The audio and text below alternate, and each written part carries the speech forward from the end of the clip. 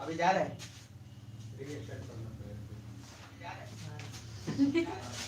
चलिए कोई नहीं, खिला लेंगे थोड़ा।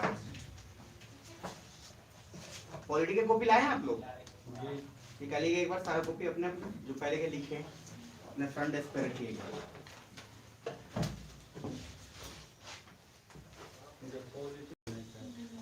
क्वालिटी बोला हूं मैं।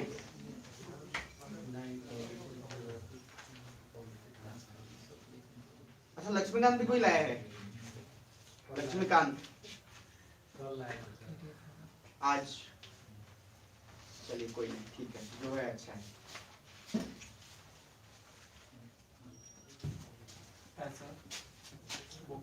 बुक हाँ, चलिए इधर देखिएगा ध्यान से।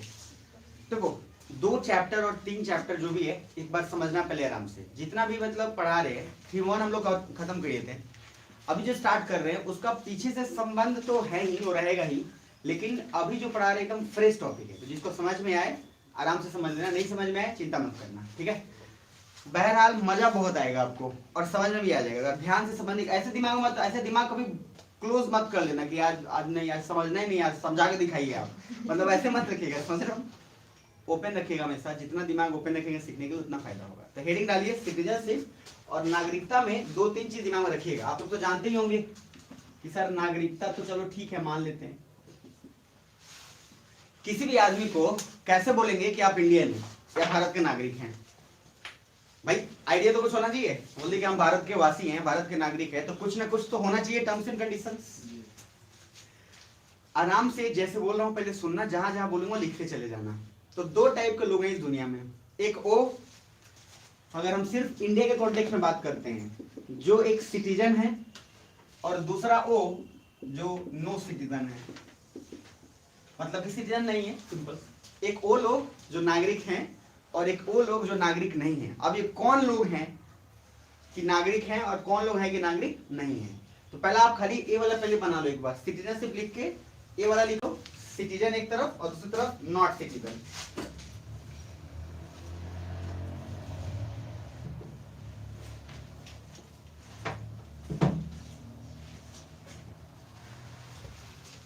चलो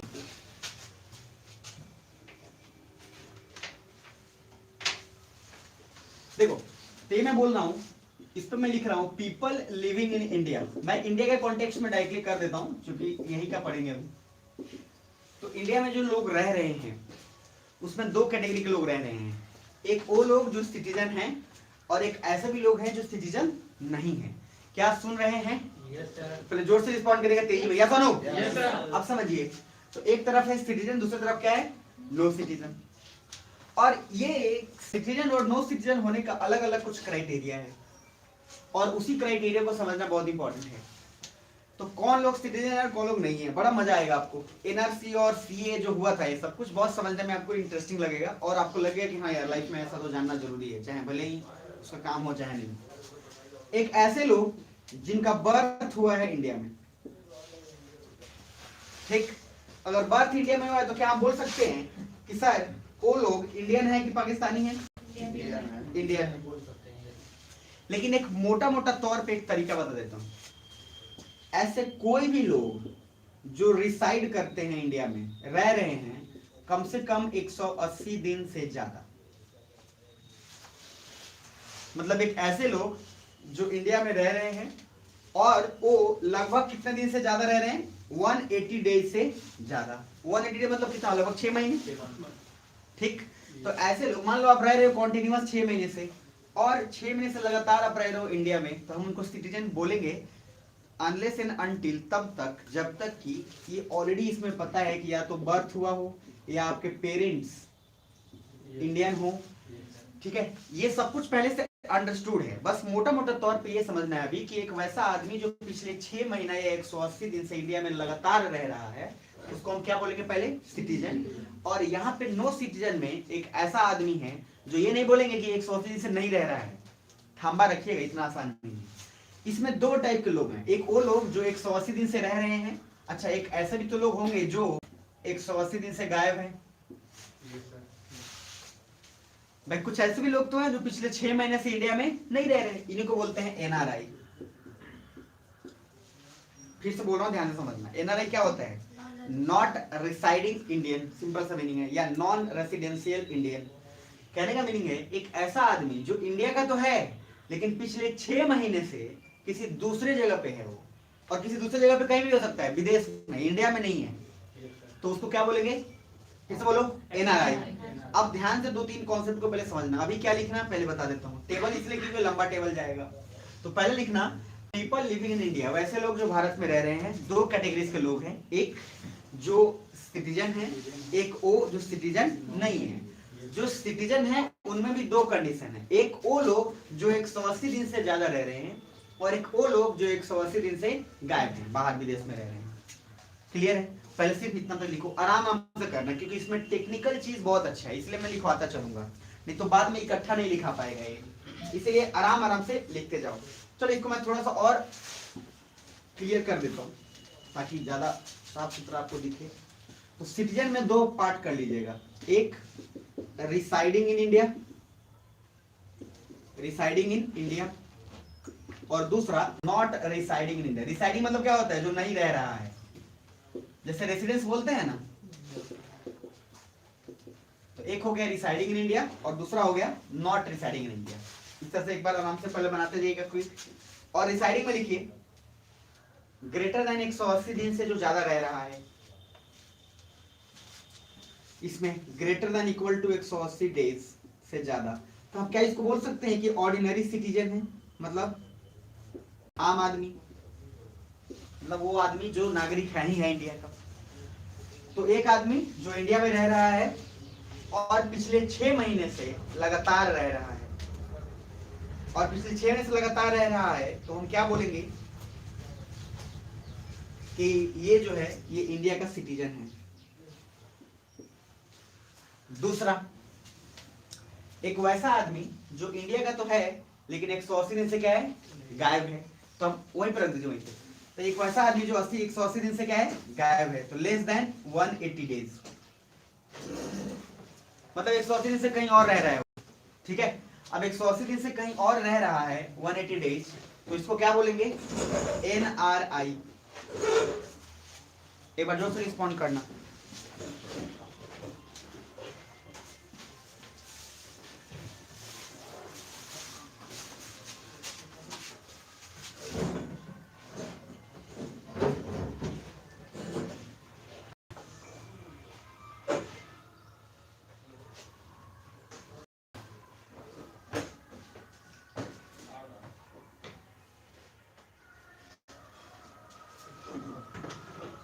इलेक्शन कब खत्म?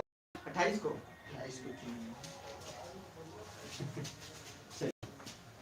तो 2 लोग हो गए, एक वो लोग जो 180 दिन से रह रहे हैं और एक वो लोग जो 180 दिन से गायब हैं। जो गायब है 180 दिन से उनको क्या बोल रहे हैं? एनआरआई। फुल फॉर्म लिख लीजिएगा, जरूर लिखिएगा इसको, जरूरी, क्योंकि एनआरआई क्या मैंने लिखिएगा? Non residential Indian, non residential Indian. इसको 2 तरीके से बोलते हैं, एक तो नॉन रेसिडेंशियल बोलते हैं या नॉन रिसाइडिंग इंडियन भी बोलते हैं। मतलब जो सिंपल सा मीनिंग है, जो पिछले 180 दिन से गायब है। और वो गायब है, कहाँ गायब है कोई आइडिया नहीं है, मतलब इंडिया में नहीं है, बात खत्म। तो एक बात इसमें लिख लीजिएगा, NRI they don't pay tax. ये बहुत इंपॉर्टेंट पॉइंट है, दे डोंट पे टैक्स। तो ये 6 महीने पीछे से गायब, और जहां रहे वहां पे अपना टैक्स दे रहा है, मस्त एंजॉय कर रहा है। तो एक वो लोग जो पिछले 6 महीने से गायब हैं, और एक वो लोग जो पिछले 6 महीने से यहीं पर लगातार रह रहे हैं, इंडिया के हैं ही, इंडिया के टेरिटरी में रह रहे हैं। तो एनआरआई, तो अगर क्वेश्चन पूछा था प्रीलिम्स में, हालांकि ये जो टॉपिक है सिटीजनशिप, ये ज्यादातर मेंस और इंटरव्यू का टॉपिक है, प्रीलिम्स में इनडायरेक्टली पूछ लेता है। तो क्या एनआरआई टैक्स पे करेगा इंडिया को? तो नहीं करेगा।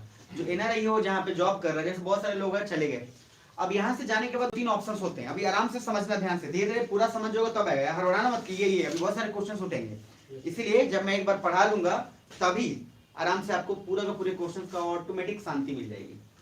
यहाँ से अगर जाते हैं तो सर लोग अलग अलग तरीके से जाते हैं। कुछ लोग तो ऐसा नहीं है कि कंप्लीट छोड़ के चले गए, इंडिया के तो है ही हो, कुछ लोग काम करने गए हैं। अच्छा, कुछ लोग ऐसे भी लोग हैं जो घूमने जाएंगे, लेकिन घूमने के लिए भी एक प्रोटोकॉल है भाई। 6 महीना कौन घूमता है भाई? आप समझ रहे कि 6 महीना, मतलब 6 महीना घूमने के लिए कौन जाएगा? कोई, आप लॉजिक समझ रहे हैं?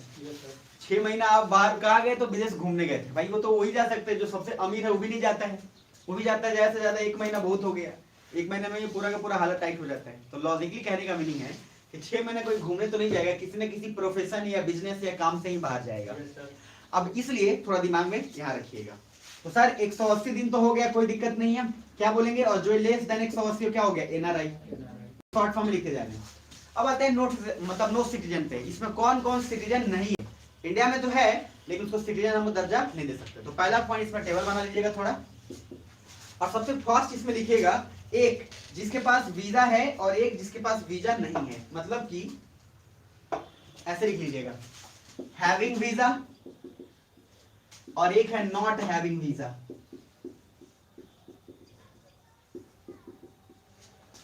मतलब एक आदमी के पास वीजा है और दूसरे आदमी के पास वीजा नहीं है, ठीक है?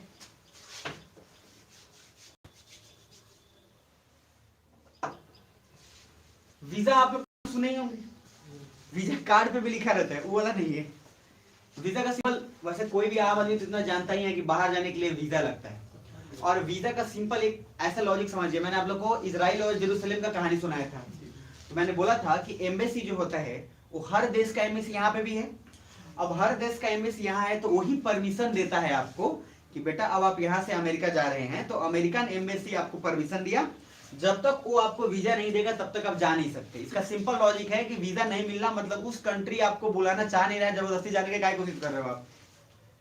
इंडिया में अगर आप आना चाहते हो तो इंडिया की वहां की एम्बेसी गवर्नमेंट जो एम्बेसी है वो गवर्नमेंट आपको बोलेगी ठीक है इंडिया आप जा सकते हैं।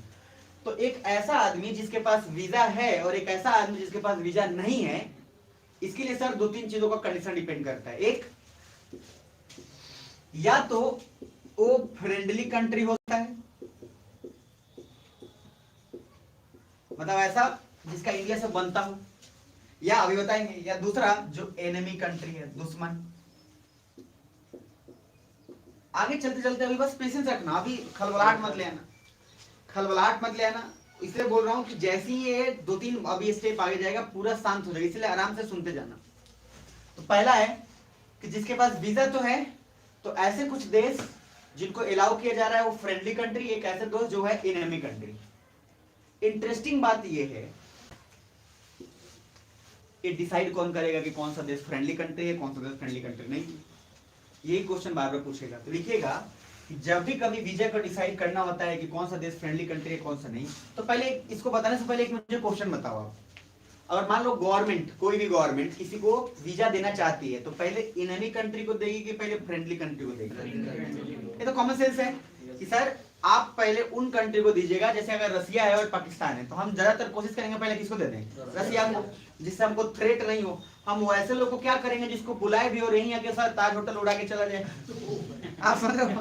हम बुलाए उड़ा के चला गया तो क्या करेंगे बुला के भाई? तो लॉजिकली घर पे पहले हम उसी को बुलाते हैं जो अच्छा हो। अब जो हरामखोर उसको बुला के क्या करेंगे? वो आएगा और दिमाग खराब करके चला जाएगा। इससे बढ़िया है कि क्या है दूर। ये डिसाइड करने वाला कोई और नहीं बल्कि होता है MHA, ministry of home affairs, गृह मंत्रालय। तो गृह मंत्रालय डिसाइड करता है कि किस देश के नागरिक को वीजा देना है और किस देश के नागरिक को वीजा नहीं देना है। पूरा गृह मंत्रालय पर डिपेंड है। जैसे अभी मान लीजिए अमित शाह है, तो अगर अमित शाह भी गृह मंत्री होम मिनिस्टर, तो अमित शाह पूरा का पूरा डिसाइड करेंगे कि किसको देना है और किसको नहीं देना है। जब तक गृह मंत्रालय अप्रूवल नहीं देगा तब तक किसी में औकात नहीं है कि वो इंडिया में विजिट कर लेगा। वो अलग बात है कि सर कोई तारों के नीचे से आ जाता है, तारों के नीचे से आने का तो अलग, वो इलीगल तो हमेशा हर कंट्री के लिए, वो मतलब सिर्फ इंडिया के लिए ही प्रॉब्लम नहीं है। तो MHA क्या है? मिनिस्ट्री ऑफ होम अफेयर्स, गृह मंत्रालय ठेठ भाषा में। क्या सुन रहे हैं आप लोग? तो जोर से बोलिए यस और नो। आज मुझे पता है क्रिसमस का बुखार है, हाँ तो क्रिसमस जो है, क्रिसमस मत बनाइएगा, ठीक है? जब आपको मन नहीं करे तो, और मन जब करे तो मना लीजिएगा। क्रिसमस के लिए इसलिए मनाया जाता है क्योंकि ईसा मसीह के बारे में कॉन्सेप्ट है कि उन्होंने पानी को वाइन में कन्वर्ट कर दिया, ठीक है, जादू से। मतलब जादू क्या मतलब, उन्होंने पानी को किसमें कन्वर्ट किया? वाइन में। इसीलिए वाइन का प्रचलन है क्रिश्चियनिटी में, और जबरदस्त प्रचलन है, थोड़ा नहीं जबरदस्त। जो केक आपको मिलता है, जो केक खाते हैं उसमें वाइन होता है। जब तक वाइन नहीं होगा तब तक वो फिर उसको समर्पित नहीं होगा। तो जिन लोगों को थोड़ा वाइन को इनडायरेक्टली टेस्ट करना है तो चुपचाप चर्च में चल जाइएगा, बोतल का बोतल खुला रहता है। अच्छा कोई आदमी वैसे जो दारूबाज है, जो पीने वाला है, वो जाके चर्च के बाहर बैठा रहता है। सब यार वो इंतजार में रहता है कब ढक्कन खुलेगा, कब हमको मिलेगा। सर सबसे पहले 3-4 बजे चर्च के फादर जो होते हैं उनसे पहले ही पहुंच जाता है वो, जो सर जो ढक्कन पीने वाला है वो पहले आगे कहते यार तू इतना सुबह कहाँ से पहुंच गया। बस हम सुबह इसलिए पहुंचे कि और ले आया हम, फिर गाना गाता है फिर ले आया दिल। चलिए तो फ्रेंडली कंट्री को कौन पहले देगा कि इनेमी कंट्री को देगा? Friendly country. अब आते हैं मिनिस्ट्री ऑफ होम अफेयर्स में एक जिक्र है जो आपको समझना है। एक ऐसे भी लोग हैं जिनके पास वीजा नहीं है भाई, लेकिन फिर भी आके इंडिया में है। 2 तरीके के हैं। एक है वो लोग जो रिफ्यूजी हैं। एक मूवी था रिफ्यूजी, कितने लोग देखे हैं? रिफ्यूजी एक मूवी है अभिषेक बच्चन का, ठीक है। अभी आज पढ़ा दूंगा, उसके बाद जाके देखिएगा, तब आपको समझ में आएगा। और दूसरा है इलीगल माइग्रेंट, लिखते जाइएगा। इलीगल माइग्रेंट, माइग्रेंट मतलब क्या होता है? एक जगह से दूसरी जगह जो घूमता रहता हो, घुमंतु भोटिया। तो इलीगल है, कोई बुलाया नहीं है इसको, लेकिन ये चुपचाप खुद ही आ गया। Illegal migrant. तो नॉट हैविंग वीजा में 2 तरीके के लोग हो गए। एक हो गए कौन? रिफ्यूजी। और दूसरे कौन से हो गए? Illegal migrant. मुझे कोई बताएगा कि रिफ्यूजी और इलीगल माइग्रेंट में क्या फर्क है? कोशिश करना, अभी ऐसे कुछ भी मत बोल देना। रिफ्यूजी जहां से इसको भगाया गया, यानी किसी त्रासदी के कारण आया नहीं। चलो ठीक तो पकड़े हो, सही पकड़े हैं, छुप के आ गए। ध्यान से देखिए। जो रिफ्यूजी है और इलीगल माइग्रेंट है, इसमें समझिएगा। पहली बात 2 तरीका है। रिफ्यूजी क्या है ना, कि मान लीजिए पाकिस्तान में खूब हिंसा हुआ, वहां पे लोग भाग गए, तो वहां से लोग भागने इसलिए शुरू किए कि उनके जान को खतरा था, तो वो लोग आ गए इंडिया में। लेकिन उनके पास क्या वीजा है? क्या नहीं है वीजा, गवर्नमेंट ने दिया भी नहीं उनको। लेकिन वो जैसे तैसे करके तारों के नीचे से बाउंड्री तड़प के आ गए। समझ रहे? अमेरिका के लिए सबसे बड़ा चैलेंज भी है। जैसे ही आए यहाँ पे, तो सर एक बात मुझे बताइएगा, भले ही आ गए, लेकिन क्या ये लोग हमारे लिए खतरनाक हैं कि नहीं है अभी हम डिसाइड तो नहीं कर सकते। लेकिन एक है इलीगल माइग्रेंट।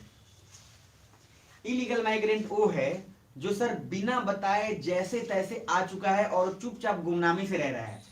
गवर्नमेंट को ये बात पता है कि रिफ्यूजी लोग रह रहा है बॉर्डर पे, क्योंकि गवर्नमेंट ने ही उनको आसियाना दिया। गवर्नमेंट बोले कि ठीक है तुम वहां से भागे हो, जैसे तुमको वहां प्रताड़ित किया गया, तो ठीक है तुम आओ, टेंट कुर्सी लगा दिए, यहाँ पे तुम आराम से रहो और अपना काम करो। बस बेसिक उनको नीड दे दिया जाता है कि बेटा तुम खाना वाना दे दिया जाए। अरे भाई उतना तो हम, भारत ऐसा कंट्री है कि उसको देना भी चाहिए। और आप लोग को पढ़ाया था तो कि we are sovereign, socialist, secular. तो इतना सारा खाली बोलने के लिए थोड़ी ना है भाई, काम भी तो करना पड़ेगा। तो जो अभिषेक बच्चन है उसमें वो रिफ्यूजी ही है। तो मैं एक पैटर्न बता रहा हूं, इधर देखना। एक हो गया लीगल, जिसके पास वीजा है। लीगल कौन है? जिसके पास वीजा है, वो घूमने के लिए आया चाहे जॉब करने आया। दूसरा हो गया कौन? इलीगल, जिसके पास वीजा है कि नहीं है? नहीं है।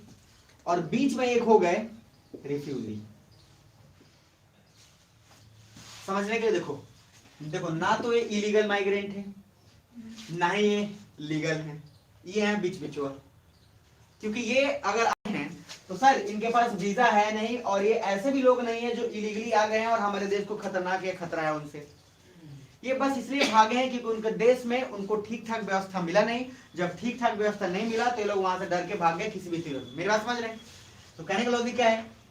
रिफ्यूजी ऐसे लोग हैं जिनके पास वीजा नहीं भी है, और वीजा होने का तो कोई सवाल ही नहीं है, लेकिन ये लोग इलीगल माइग्रेंट भी नहीं है जिनको बोला जा सके कि ये इलीगल है। मेरी बात समझ में आ रही? तो सर अभी एक पॉइंट बनाओ और ऐसे लिखना लीगल, एक लिखना इलीगल, इसमें लिखना हैविंग वीजा, इसमें लिखना नो वीजा, और बीच में लिखना रिफ्यूजी। आराम से जैसे नॉर्मल बनाना, और अपने शब्दों में कुछ कुछ लिखते जाना।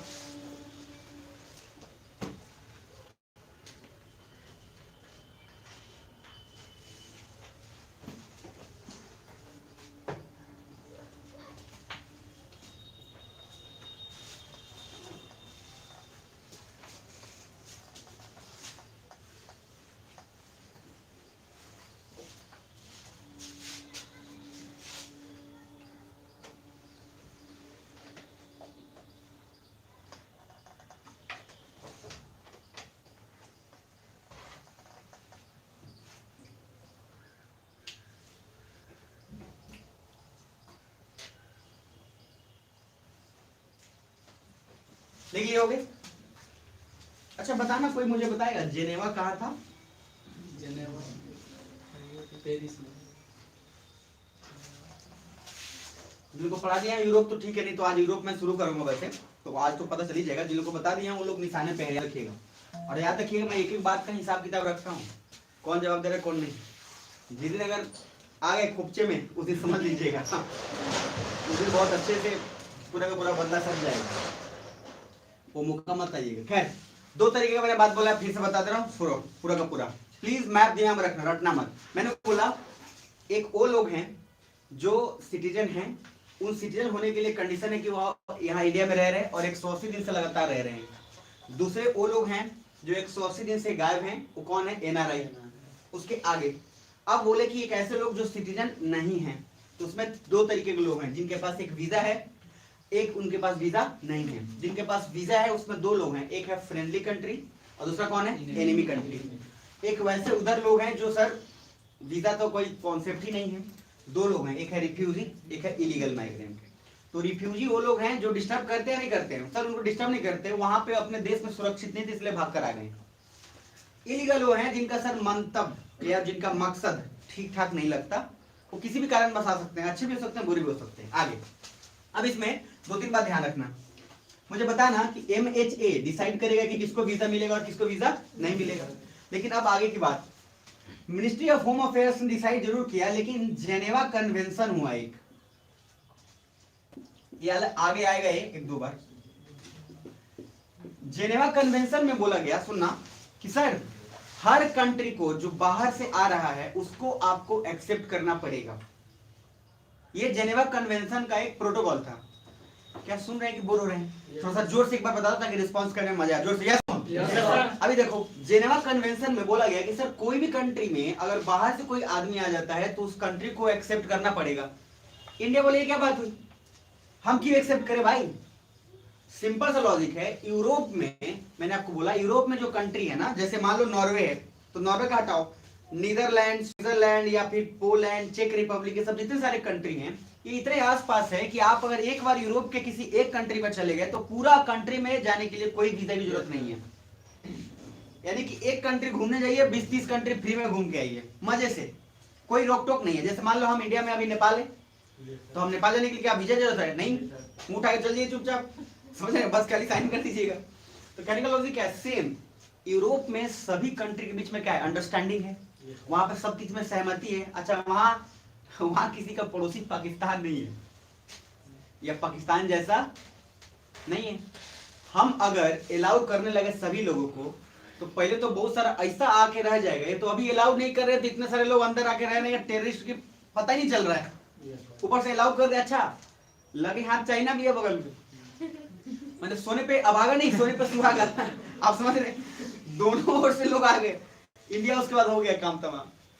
इसीलिए इंडिया ने बोला देखिए साहब, मेरा बस इतना फर्ज है कि इंसानियत के नाते कोई अगर आता है तो हम उसको एक बेसिक नीड जरूर दे सकते हैं, लेकिन हम उसको एक्सेप्ट करें या नहीं करें यह सिर्फ और सिर्फ हमारे सोच पे डिपेंड करता है, हम इस कन्वेंशन के लिए नहीं है। तो कहने का मीनिंग है इंडिया इसका मेंबर जरूर है जेनेवा कन्वेंशन का, लेकिन सिग्नेटरी नहीं है। यही क्वेश्चन है, सिग्नेटरी नहीं है मतलब कि वो किसी भी आदमी, गैर आदमी जो बाहर से है जिसका कोई अता पता नहीं है, उसको ये एक्सेप्ट नहीं कर पाएगा। तो India is just a member of Geneva convention, not a signatory of Geneva convention. ये सिर्फ बस है कि हाँ ठीक है हम सदस्य हैं, आपकी बातों को मानते हैं, लेकिन हम अपने हिसाब से डिसाइड करेंगे कि क्यों। क्योंकि आपको म्यांमार में पढ़ाऊंगा तो रोहिंग्या को जानबूझकर पाकिस्तान भेजा इंडिया में, हरामखोर, हमें पता ही नहीं था। जब आपको म्यांमार में पढ़ाऊंगा, IR पढ़ाऊंगा, तब आपको वहां बताऊंगा रोहिंग्या को पाकिस्तान सर भेजा कि इंडिया जा, वहां रह, और ये सब वही लोग थे जो पाकिस्तान के इशारे पे काम कर रहे थे। तो सर इंडिया अगर इन लोग को भी नागरिकता देने लग जाए तो सर हम क्या, हम लोग जाके क्या हांडी ढोएंगे? दूसरा क्या ऑप्शन है? अब लॉजिकली इंडिया ने सर बोला ना, लेकिन शुरुआत में इंडिया ने सर हजारों करोड़ रुपए रोहिंग्या को दे दिया, क्योंकि जानता ही नहीं था कि गेम कौन खेल रहा है, पाकिस्तान। बाद में पता चला कि तो सारा गेम पाकिस्तान का है। इसने म्यांमार के आर्मी से बात किया, म्यांमार की, सुन रहे हो ध्यान से, म्यांमार ये रहा, अब मैप पे दिमाग में चलना चाहिए, सबको बता दिया हूं मैं। म्यांमार की आर्मी, इंडिया से तो बिल्कुल कनेक्टेड, देख लो। अब म्यांमार की आर्मी को प्रॉब्लम था, मैं पढ़ाऊंगा, तो म्यांमार जो है वो बुद्धिस्ट कंट्री है, एक तरीके से बुद्धिज्म को खूब फॉलो करता है, सुन रहे हैं? तो बुद्धिज्म को फॉलो करता है, तो वहां पे कुछ मुस्लिम्स थे, और ये मुस्लिम्स कोई और नहीं बल्कि ये वही मुस्लिम्स है जो ये भी भारत से ही गए हैं, और इनको अंग्रेज लेके गए थे वेस्ट बंगाल से, कर्नाटका से एज ए लेबर। वहां पे जाकर ये लोग मुस्लिम धर्म जैसी एडॉप्ट कर रहे थे, तो बुद्धिज्म लोगों ने एक रिवॉल्ट शुरू किया था। और याद रखिए, मैंने आपको बार बार बोला, बुद्धिज्म ने रिवॉल्ट अपना शुरू किया 949। जैसे देखो, हर धर्म का कुछ अपना एक नंबर होता है। अब हर धर्म का कुछ धार्मिक नंबर होता है। जैसे मान लीजिए अगर 786, ये नंबर मुस्लिम लोगों के लिए, इस्लाम लोगों के लिए एक बहुत शुभ नंबर माना जाता है। इसके पीछे बहुत सारे कारण, हम उसमें अभी नहीं जाएंगे। वहां पे बुद्धिज्म अपना, सुन रहे हो, पहले आयर में क्या करते थे, बुद्धिज्म लोगों ने अपना अपना लिख दिया 949, ठीक है। तो मुस्लिम लोगों ने लिखना शुरू कर दिया 786। अच्छा, वहां पे बस थोड़ा सा विवाद के चक्कर में, आप यही पे आयर पढ़ेंगे, मैं बताऊंगा, यही पे बता दे रहा हूं, थोड़ा सा विवाद के चक्कर में सारा मामला निपट गया। हुआ यूं, इधर देखना, क्षत्रिय लोग थे, सब लोग थे, मुस्लिम लेबर भी वहां गए हुए थे, क्षत्रिय लोग बहुत सालों से वहां पे थे, उसके पास हिंदू भी थे। प्रॉब्लम ये होना था, प्रॉब्लम ये बस हुआ जस्ट कि वहां के देश के जो, मान लीजिए सरकार हो, बोला क्या, सुनो, तुम सब कोई अपना अपना थोड़ा थोड़ा जमीन दे दो, ताकि उन लोगों को जमीन दिया जा सके जो यहां पे उनके पास जमीन नहीं है। तो उसमें हिंदू लोग थे, वो तैयार हो गए। अब कुछ ऐसे मुस्लिम लोग थे जो तैयार नहीं हुए, बोले कि हम नहीं देंगे। तो फिर देखो, ये थोड़ा सा गड़बड़ यार हो गया। गड़बड़ इसलिए हो गया, देखो, जब भी कभी 100 में अगर 99 लोग किसी एक चीज को मान लो एक्सेप्ट कर लिए कि समाज में, अच्छा ये बात तो अच्छा है कि उसको मिल जाएगा, अब 100 में 99 लोग साइन कर लिए, थोड़ा सा बस बददिमाग। लेकिन यहाँ पे गेम कोई और नहीं बल्कि पाकिस्तान खेला। ध्यान देखना कैसे मुस्लिम को भड़काया। देखो, जैसे ही 99 लोगों ने साइन कर दिया कि हम जमीन दे देंगे, एक कम्युनिटी जो बोला कि हम नहीं देंगे, वो बच गए मुस्लिम्स। अब इस चीज को लेकर बुद्धिज्म लोगों को लगा क्या कि कैसे आदमी है भाई, सब जमीन दे रहे, नहीं दे रहे, अच्छा अब टारगेट हो जाएगी कि नहीं हो जाएगा, हो जाएगा। अब बुद्धिज्म लोगों को लगा कि ये लोग ठीक ठाक लोग नहीं है, जबकि सारा गेम मास्टरमाइंड कोई और भी था, वो में पाकिस्तान था, तो चढ़ा दिया हुआ। तो बुद्धिज्म अपने धर्म के अकॉर्डिंग 949 लिखते थे। तो इन लोगों को लगा, मुसलमान लोगों को, कि ये लोग विरोध जता रहे हैं, तो इन लोगों ने भी हर अपने गेट उट के सामने क्या लिखना शुरू कर दिया, 786। अब सर एक तरीके से विद्रोह हो रहा है, एक सिविल वार का सिचुएशन हो रहा है। अब प्रॉब्लम ये नहीं था, प्रॉब्लम ये था कि बुद्धिज्म तो अपना नंबर जानते थे, लेकिन ये नंबर समझने में भूल चूक कर दिए। अब बुद्धिज्म को ये लगने लगा कि मुस्लिम जब जमीन दे नहीं रहा है तो यहाँ रह क्यों रहा है, इसको भगाना पड़ेगा। तो म्यांमार की सारी सैनिक इस बात में लग गई कि सर रोहिंग्या को भगाना है, रोहिंग्या मुस्लिम्स। अब जैसी बोला रोहिंग्या को भगाना है, पाकिस्तान कूद के आ रहा है टप से, और सेना को आकर बोल रहा है, म्यांमार की सेना को, सुनिए ना आपका क्या प्रॉब्लम। बोला प्रॉब्लम ये है, आप यही चाहते हैं ना कि यहाँ के रोहिंग्या मुस्लिम्स भाग जाए यहाँ से। बोला हाँ, अरे सुन रहे हो। बोला कि ठीक है, जब भाग जाते हैं तो एक काम करिए, मैं आपकी करूंगा, मैं पहले, चूंकि मुस्लिम से, हमें मुस्लिम कंट्री है, हम आराम है, हम उसको जाके बोलेंगे, उन लोग को जाके बोलेंगे, चढ़ा बढ़ा देंगे, हम उनको पहले अपने सपोर्ट में लेंगे, उधर से अटैक पहले हम करवा देंगे, आपको एक मौका मिल जाएगा कि अटैक पहले किसने किया है, उन लोगों ने, और आप उसके बाद तहस नहस कर दीजिएगा, आपका भी काम हो जाएगा, मेरा भी काम हो जाएगा। और हम उन मुस्लिम्स को क्या बोलेंगे कि बेटा ये रहा म्यांमार, नजदीक में कौन है, इंडिया, अरे बुझा रहा है। तुम लोग क्या करना था, दिमाग इतना ही लगाया, तुम लोग आराम से, तुम लोग का व्यवस्था नाव का तैयार है, कुछ घोड़ा उठ के पहुंचना ये नॉर्थ ईस्ट स्टेट में, असम में, और कुछ जन, क्योंकि इंडिया को शक हो जाएगा, तो कुछ जन पहुंच जाना कंबोडिया, लाओस, वियतनाम। मैप याद में है, कल ही पढ़ा है एशिया, तो कंबोडिया, लाओस में, ताकि इंडिया को शक नहीं हो कि सब इधर का आ रहा है। हरामखोरी का नेक्स्ट लेवल का कोर्स किया हुआ है पाकिस्तान। अच्छा, दोनों में फायदा है, उसका क्या नुकसान है पाकिस्तान का, एक तरफ म्यांमार से भी पैसा ले लिया, अटैक करवाएंगे, उधर भी प्रॉफिट, उन लोगों को अपने कब्जे में ले लिया, उन लोगों को हथियार उतार दिया, और अब वही वो काम कर रहे हैं जो कौन चाह रहा है, पाकिस्तान। अब इस केस में रोहिंग्या चारों तरफ फैल गए, इसीलिए तो असम में ही सबसे ज्यादा क्यों प्रॉब्लम होने लगा, क्योंकि सारे मैक्सिमम रोहिंग्या असम में आ गए, इसलिए असम में एनआरसी करवाया गया बाद में। और लोगों से बोला गया कि अगर आप यहाँ के हैं, इंडिया है, तो आप प्रूफ दिखाइए, और प्रूफ दिखाने के लिए कुछ कंडीशन रखा गया कि या तो वोटर आई कार्ड होना चाहिए, या आपके मम्मी पापा या दादा कोई भी आदमी इस समय अगर मान लीजिए 1972 में अगर होंगे, तो जो इलेक्शन उस समय हुआ था, उस समय अगर आपका नाम होगा ना उस लिस्ट में, चाहे आपके परदादा नाना या किसी का भी। जब एनआरसी कराया गया तो पता चला कि सर 80% लोग सब के सब वो लोग थे जो इंडिया के थे ही नहीं।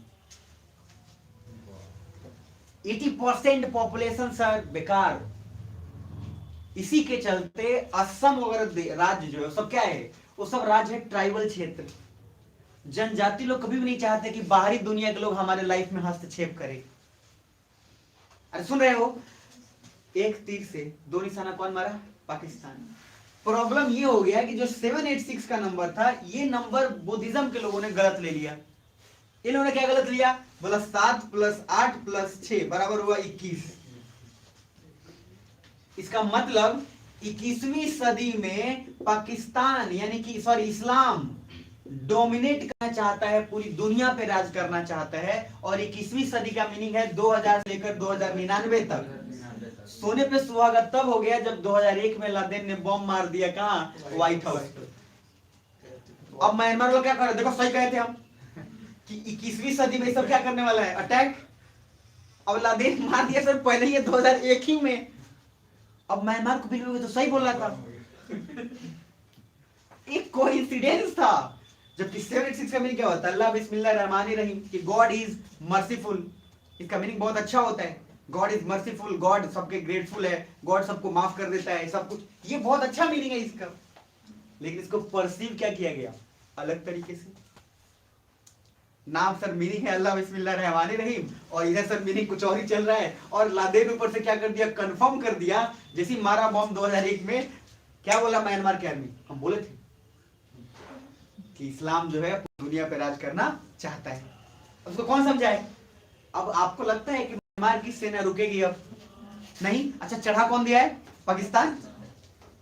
उस समय म्यांमार अगर थोड़ा कॉमन सेंस से सोचता तो म्यांमार सर बच जाता। लेकिन म्यांमार की गलती ये भी थी कि सर उसने जबरदस्ती लोगों को भगाया, जो कि ये भी गलत बात है, क्योंकि म्यांमार के दिमाग में एक ही फिट था कि इन लोगों को भगाना है।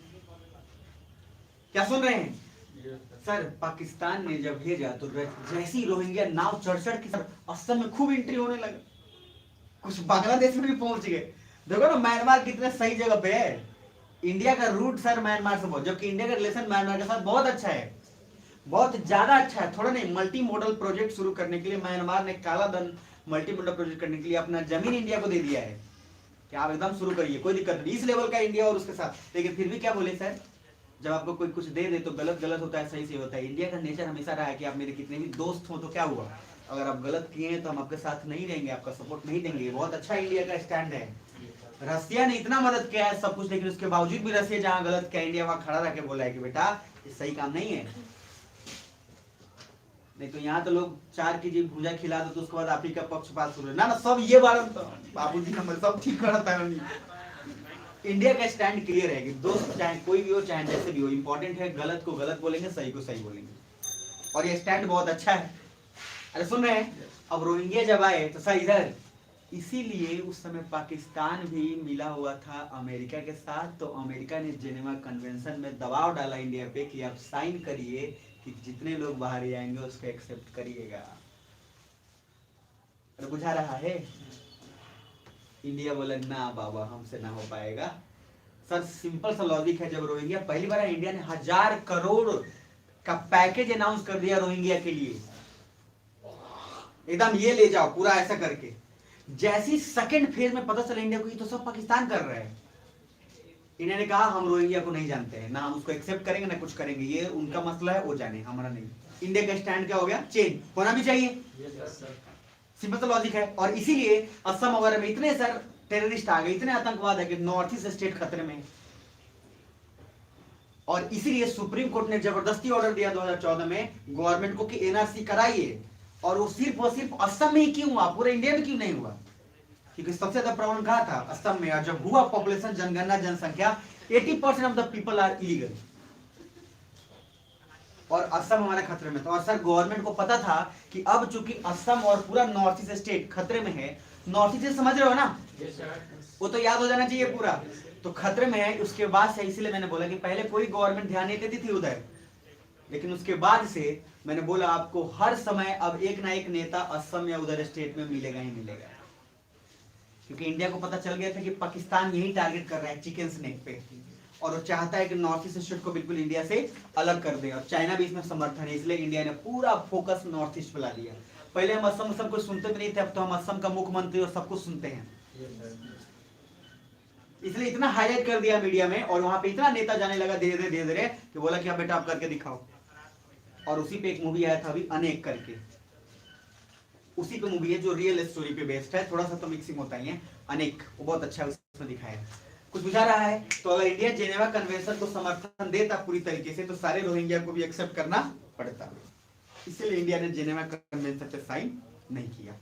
अब आपसे एक क्वेश्चन पूछ रहा हूँ, बोर तो नहीं हो रहे? अब इधर पहले जो बोल रहा हूँ क्वेश्चन उसको बताना जा रहा हूँ। मैं एक मैप ड्रॉ कर रहा हूँ, और ये मैप ड्रॉ नहीं कर रहा हूँ, आपके दिमाग में पिक्चर बना रहा हूँ। पीपल लिविंग इन इंडिया दो तरीके के, एक वो लोग क्या है सिटीजन, एक है नॉन सिटीजन। इस सिटीजन में दो पार्ट, 180 दिन से ज्यादा और 100 दिन से कम। तो जो 100 दिन से क्या होती है एनआरआई, ये क्या हो गया इंडियन हो गए। ऑर्डिनरी नॉर्मल इंसान, नॉर्मल सिटीजन। नो सिटीजन में दो तरीके का, एक having visa, not having visa. जिनके पास वीजा है दो कंट्री को दो तरीके से दिया जा सकता है, एक फ्रेंडली कंट्री, एक इनेमी कंट्री। जिसके पास कोई वीजा नहीं है दो तरीके के लोग, एक है रिफ्यूजी, एक है इलीगल माइग्रेंट। अब आपसे मैं पूछूंगा कि गवर्नमेंट अगर चाहे वीजा देना तो सबसे पहले वीजा इलीगल माइग्रेंट को देगा कि सबसे पहले वीजा फ्रेंडली कंट्री को देगा? फ्रेंडली कंट्री को। अब सीक्वेंस पूछता है। अब आपसे पूछूं कि सबसे ज्यादा इसमें फंडामेंटल राइट्स किसको होगा? पहले तो ऑर्डिनरी सिटीजन को होगा भाई, इससे ज्यादा किसको? तो यही का है। उसके बाद एनआरआई को भी होगा भाई, नहीं है तो क्या हुआ, उसका अधिकार थोड़ी छीन लीजिएगा आप, नहीं है तो क्या हो गया, अधिकार थोड़ी छीनिएगा उसको आप। तो सेकंड नंबर पे कौन है? एनआरआई। फिर थर्ड फ्रेंडली कंट्री का फंडामेंटल राइट, मतलब चाइना से कोई घूमने आया है तो उसका फंडामेंटल राइट थोड़ी ना होगा, लेकिन हाँ उसका एक फंडामेंटल राइट तो है कि हमारा एज ए कंट्री ये फर्ज बनता है कि वो जब यहाँ है तो उसके साथ भेदभाव नहीं हो, उसके साथ कुछ गलत नहीं हो, उतना तो फंडामेंटल राइट उसका भी है। उसके बाद नेक्स्ट है एनिमी, एनिमी कंट्री। तो एनिमी कंट्री पे सर क्यों कोई देगा जल्दी? एनिमी कंट्री तो डिपेंड करता है कि किस पर्पज से आ रहा है। जैसे मान लीजिए पाकिस्तान को अभी एक चला हुआ था अभी विवाद कि पाकिस्तानी क्रिकेटर को इंडिया में आने देना है कि नहीं आने देना है, ठीक। अब इस पे विवाद चला हुआ है तो डिसीजन कौन करेगा? मिनिस्ट्री ऑफ होम अफेयर्स, गृह मंत्रालय डिसीजन करेगी कि बेटा उनको वीजा देना है कि नहीं देना है। तो लॉजिकली कहने का मीनिंग क्या है, सारा का सारा डिपेंड उल्टा सीधा करके किस पे आ जाता है? गृह मंत्रालय पे। और गृह मंत्रालय ही तो सर, जैसे हमारे घर में गृह मंत्रालय कौन है? मम्मी। और आप लोग चूंकि आप लोग सब शादीशुदा हैं तो मतलब बच्चे तो नहीं, लेकिन गृह मंत्रालय कौन है? वाइफ। तो गृह मंत्रालय में वाइफ ही डिसाइड करती है। जैसे आप जैसे बोले कि मम्मी कुछ दोस्त को बुलाना है, मम्मी पहले बोल देगी आज नहीं कल परसों देख लेते हैं। तो डिसीजन कौन ले रहा है? गृह मंत्रालय। सेम अमित शाह डिसीजन इसलिए लेंगे क्योंकि उनका फर्ज है कि घर को सेफ रखना है, और सेफ रखने के लिए किसको बुलाना है किसको नहीं बुलाना है वो डिसीजन वो लेंगे। मम्मी भी नहीं बोलते सब को बुला लेना, ओकरा के बुला दे ले तू तो समझ ले ना कोई एक टारगेटेड पर्सन तो होता है, और सारे दोस्त को बुला उसको बुला दी तो समझ ले तुम सारा पार्टी कैसी है, उसको तुमको धोएंगे अलग। तो कहने का लॉजिक सिंपल है, मतलब कुछ टारगेटेड बंदे हो ही जाते हैं। आपके दोस्त हैं कुछ वो टारगेटेड हो जाते हैं। अच्छा लड़की भी टारगेटेड हो जाती है, जैसे बोले कि सबको बुला लेना, उसको बुलाया XYZ राम खिलावन को बुलाया अगर तो उसके बाद समझ लेना। अब सर क्वेश्चन ये उठता है कि चलो ठीक है मान लिए आपने बोल दिया 180 दिन से ज्यादा रह रहा है, सब कुछ ठीक है, लेकिन फिर भी एक पॉइंट उठता है कि कैसे हम बोलेंगे कि कोई आदमी 180 दिन से अगर रह भी गया है तो कैसे रह गया है कि हम उसको सिटीजन बोल देंगे। इसके लिए सर सबसे बड़ा पार्ट है कॉन्स्टिट्यूशन ऑफ इंडिया। तो जरा ध्यान देख लीजिएगा कॉन्स्टिट्यूशन। तो ये जिनको बताया उनको ठीक है, जिनको नहीं बताया वो भी कोई दिक्कत नहीं है। अभी पहले उसका मेन क्रक्स समझ लीजिएगा। तो हेडिंग डालिए एक कॉन्स्टिट्यूशन ऑफ इंडिया, और उसके बाद फिर आगे हम लोग कारवां बढ़ाएंगे।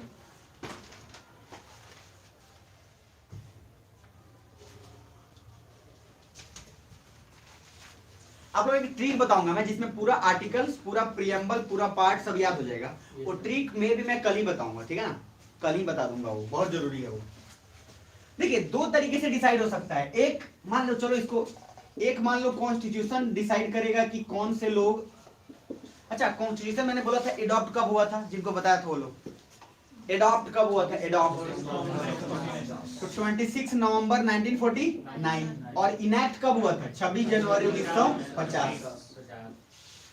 तो इनैक्ट लागू हुआ था 1950 में, लेकिन एडॉप्ट अपनाया कब गया था 26 नवंबर 1949 और एक महीने के चक्कर में सारा एक साल इधर उधर हो गया। तो सर इधर ध्यान से समझिएगा, जब कॉन्स्टिट्यूशन इनैक्ट हो रहा है तो कॉन्स्टिट्यूशन ने कुछ बात बोला कि किसको बोलेंगे इंडियन है और किसको बोलेंगे कि इंडियन नहीं है। तो बोला गया यहाँ एज ऑन 26 जनवरी 1950, इस सब में बहुत इंपॉर्टेंट है, क्या लिखा हूं, एज ऑन 26 जनवरी 1950 कॉन्स्टिट्यूशन ने बोला। समझना मजेदार बात है।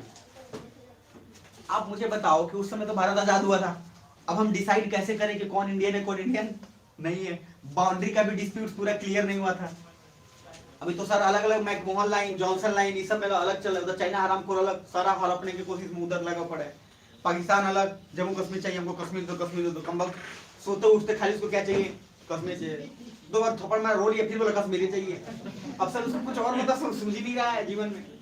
तो मैंने बोला है कॉन्स्टिट्यूशन ने बोला कि सर 26 जनवरी 1950 तक एज ऑन, बहुत इंपॉर्टेंट है ये, वैसे लोग जो पहले से इंडिया में रह रहे थे या वैसे लोग मतलब जो पाकिस्तान तो गए फिर पाकिस्तान जाकर वापस इंडिया आ गए, क्योंकि सर उस समय क्या हुआ डिवाइड, और ऐसे भी कुछ लोग जो इंडिया में थे मान लो फिर पाकिस्तान गए फिर इंडिया में आ गए।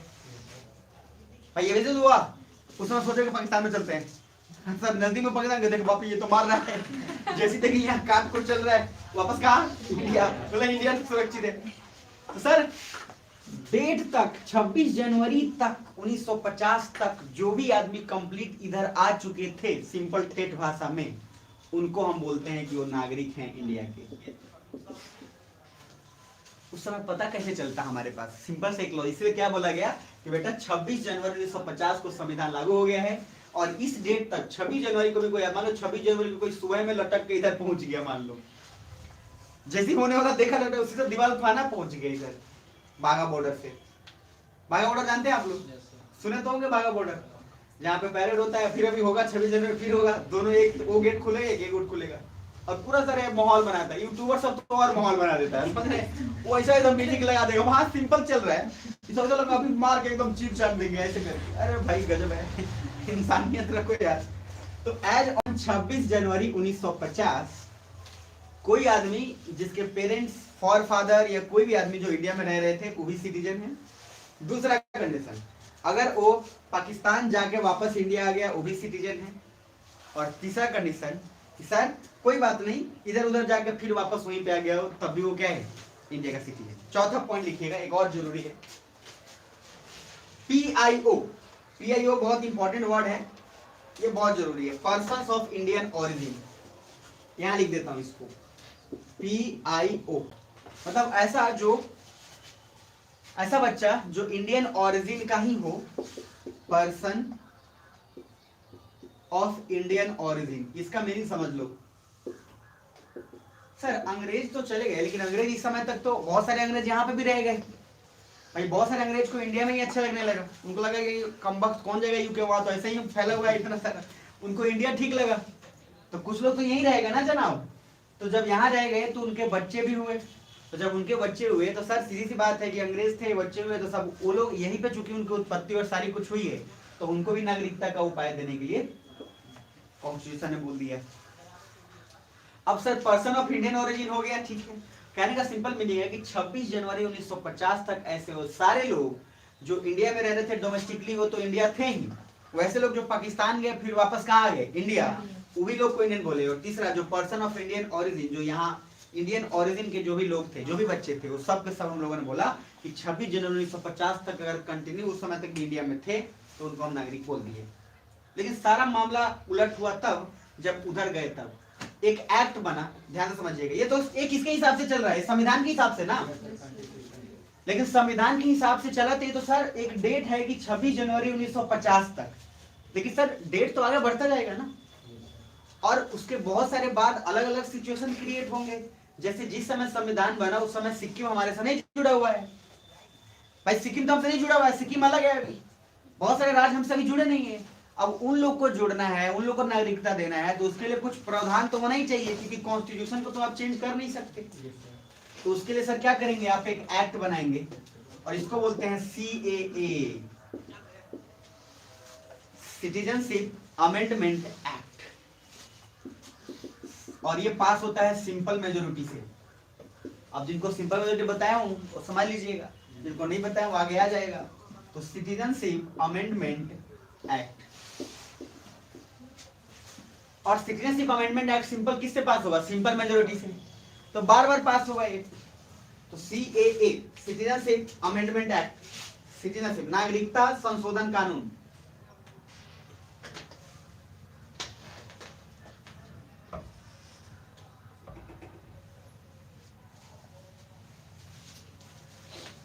तो सिटीजनशिप अमेंडमेंट एक्ट सर एक बनाया गया, तो इसमें बोला गया सिंपल कि सर आप किसको बोलेंगे, इधर इधर जो लोग 26 जनवरी तक 1950 तक थे ठीक है, उनका क्या, जो 26 जून 1950 के बाद किसी भी कंडीशन में आए हैं चाहे कुछ, उनको कैसे बोलेंगे।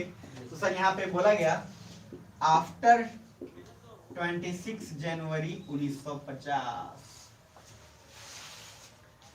आफ्टर 26 जनवरी 1950, 26 जनवरी 1950 के बाद उन लोगों को सिटीजन बोलेंगे जो जो लोग सबसे पहले इंडिया में जन्म लिए हों, पहला पॉइंट, बर्थ इन इंडिया। दूसरा पॉइंट, डिसेंट हो, डिसेंट समझते हैं, वंश, मतलब उनके पूर्वज या उनके दादा परदादा नाना या जो भी व्हाटएवर वो वंश रहे हो, DESCENT, डिसेंट।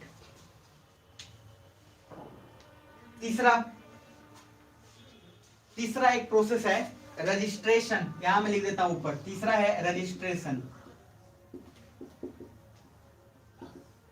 और चौथा है नेचुरलाइजेशन, नेचुरलाइजेशन,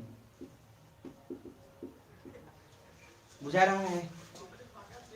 तो चौथा हो गया नेचुरलाइजेशन, प्राकृतिक रूप से, कैसे, इसी पे सारा विवाद, इसी पे तो होगा अभी, मतलब मार काट साइन बाग का काम। रिपीट कर देना एक बार और, पहला बोला हूं बर्थ इन इंडिया, आफ्टर 26 जनवरी 1950 अगर आपका बर्थ इंडिया में हुआ है बिल्कुल आप इंडियन है, कोई दिक्कत नहीं है। दूसरा, अगर आप वंश, जो आपके पहले पापा दादा या कोई भी वंश पहले थे, बिल्कुल आप इंडियन है। थर्ड पॉइंट, आपने रजिस्ट्रेशन करा लिया, रजिस्ट्रेशन में भी बहुत सारे प्रोसेस होते हैं, तो आपने अपने आप को मूल्य रूप से बोल दिया कि हम इंडिया के नागरिक बनना चाहते हैं, गवर्नमेंट ने एक्सेप्ट कर लिया, बात खत्म। चौथा है नेचुरलाइजेशन।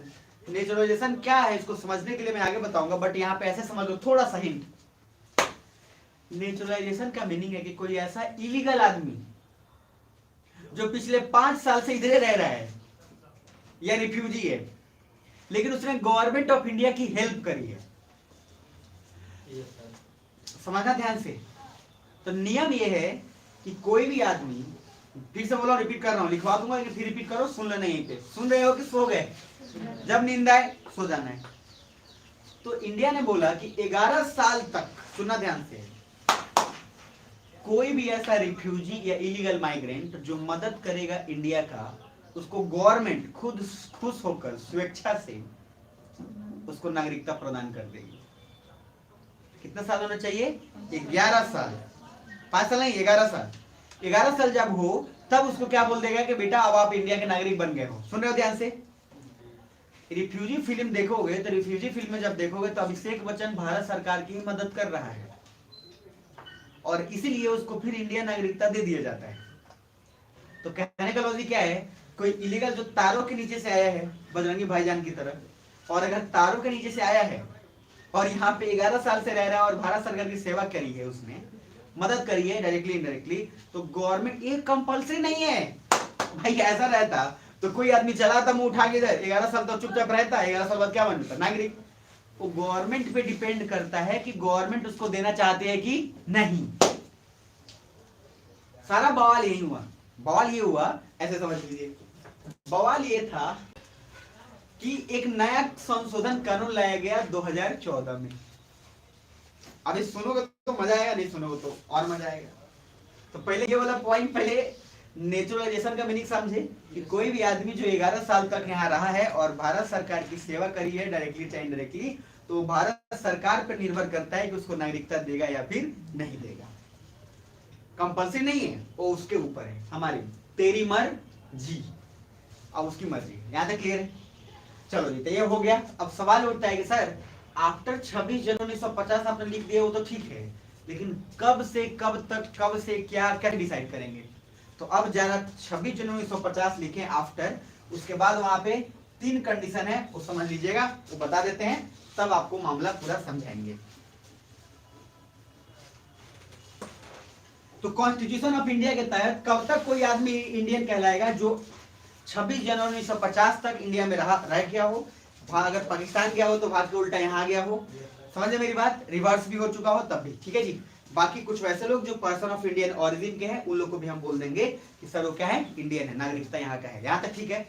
अब मैं जो कंडीशन बता रहा हूं, आफ्टर 26 जनवरी 1950, तो मुझे बताओ 26 जनवरी 1950 के बाद कोई भी आदमी कैसे कानून, कैसे आदमी बोलेंगे कि वो इंडियन है? उस पर 3-4 फैक्टर डिपेंड करते हैं। पहला क्या, बर्थ हुआ होता, मेरे साथ रिपीट करो, पहला क्या, बर्थ, दूसरा डिसेंट, वंशवाद, तीसरा रजिस्ट्रेशन से बन गया हो, चौथा नेचुरलाइजेशन से बन गया हो। ये चारों प्रोसेस अगर किया है तो 26 जनवरी 1950 के बाद उसको हम भारत का नागरिक मान लेंगे।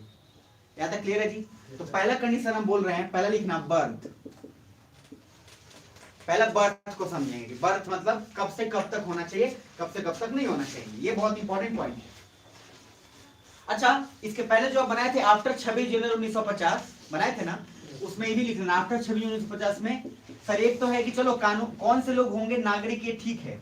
अच्छा, कौन से वो लोग होंगे जिनको नागरिक नहीं बनने दिया जाएगा, ये कैसे? तो देखो, एक प्रोसेस है कि हम नागरिकता लेना चाहते हैं, एक ये भी प्रोसेस तो होना चाहिए कि हम नागरिकता नहीं चाहिए, हम नागरिकता छोड़ना चाहते हैं। भाई ये भी तो ऑप्शन होना चाहिए कि एक प्रोसेस अगर नागरिक बनने का है तो एक प्रोसेस ऐसा भी होना चाहिए कि आपको नागरिक नहीं बनाया जाएगा या फिर आप खुद से छोड़ना चाहते हैं, छोड़ दीजिए। अक्षय कुमार का नाम जानते हैं? तो अक्षय कुमार खुद बोला कि I don't want a citizenship of India, तो उसने कनाडा का सिटीजनशिप ले लिया।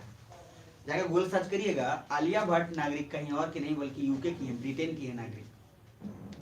तो पैसा यहाँ कमाती हैं, बुझा रहा है, और नागरिकता कहाँ की है, ब्रिटेन की है। और हम लोग उनको सर चढ़ा के रखते हैं। तो ये नहीं बोला कि कभी फाइन नहीं बना करिए सेलिब्रिटी का।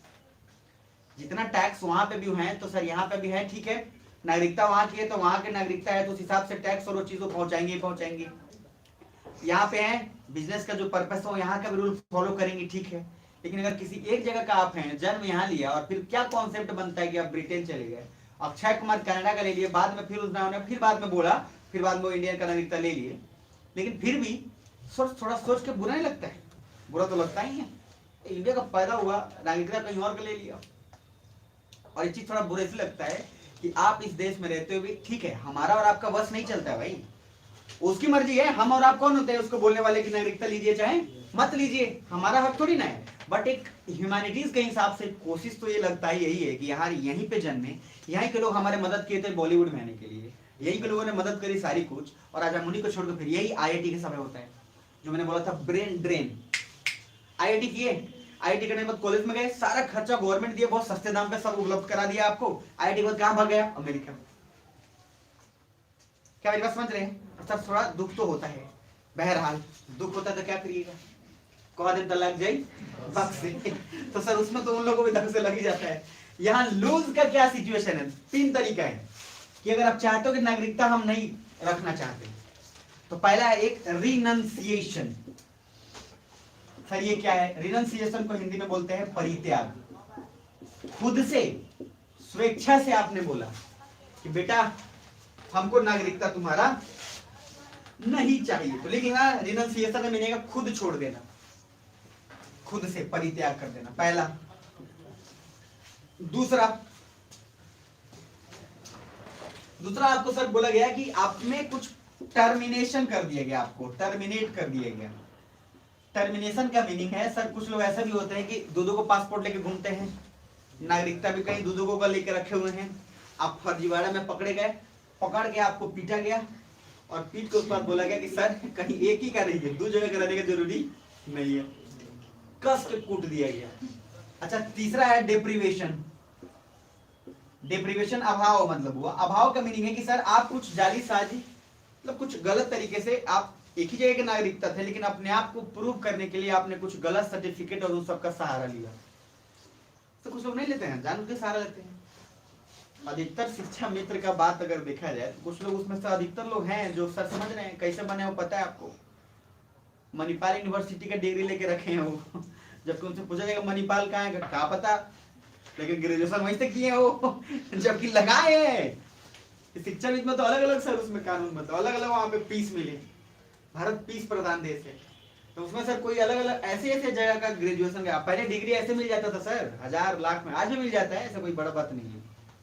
1000 लाख रुपए में जो डिग्री चाहिए ले लीजिए भाई। और आप और बड़े बड़े नेता उसमें पकड़े गए तो इनकी बात ही क्या कीजिए। बड़े बड़े नेता पकड़े गए, जब उनसे लेके गए कि आप देखिए यही कॉलेज है आपको, कह रहे तो कहीं बदल गया है, कह रहे बदल नहीं गया है, कभी आप आए भी नहीं किए तो आपको पता कहां से चलेगा।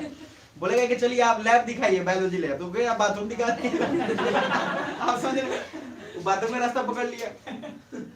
तो लॉजिकली सर इंडिया में ऐसे तो बहुत सारे नमूने हैं जिन्होंने बिल्कुल क्या किया, ऐसा सर्टिफिकेट लेके रखा है जो कभी किए भी नहीं है। सर बहुत लोगों के पास स्पोर्ट्स सर्टिफिकेट भी है, दौड़ने आई नहीं रहा है स्पोर्ट्स सर्टिफिकेट में, आपको समझ आ रहा है, 2 कदम दौड़े 4 बार गिर गए, लेकिन फिर भी स्पोर्ट्स सर्टिफिकेट रखे हुए। कुछ लोग सर कंप्यूटर का सर्टिफिकेट रखे हुए हैं, समझ रहे, जावा किए हैं, जावा समझ रहे। उसके बाद कुछ लोग हैं तो क्या क्या किए हैं, तो कोई इधर पॉपुलर है, कुछ और नहीं, कुछ पॉपुलर इधर क्या किए हैं सर। तो सर कुछ लोग किए हैं ACIT, कुछ लोग ADCIT, पता नहीं क्या क्या।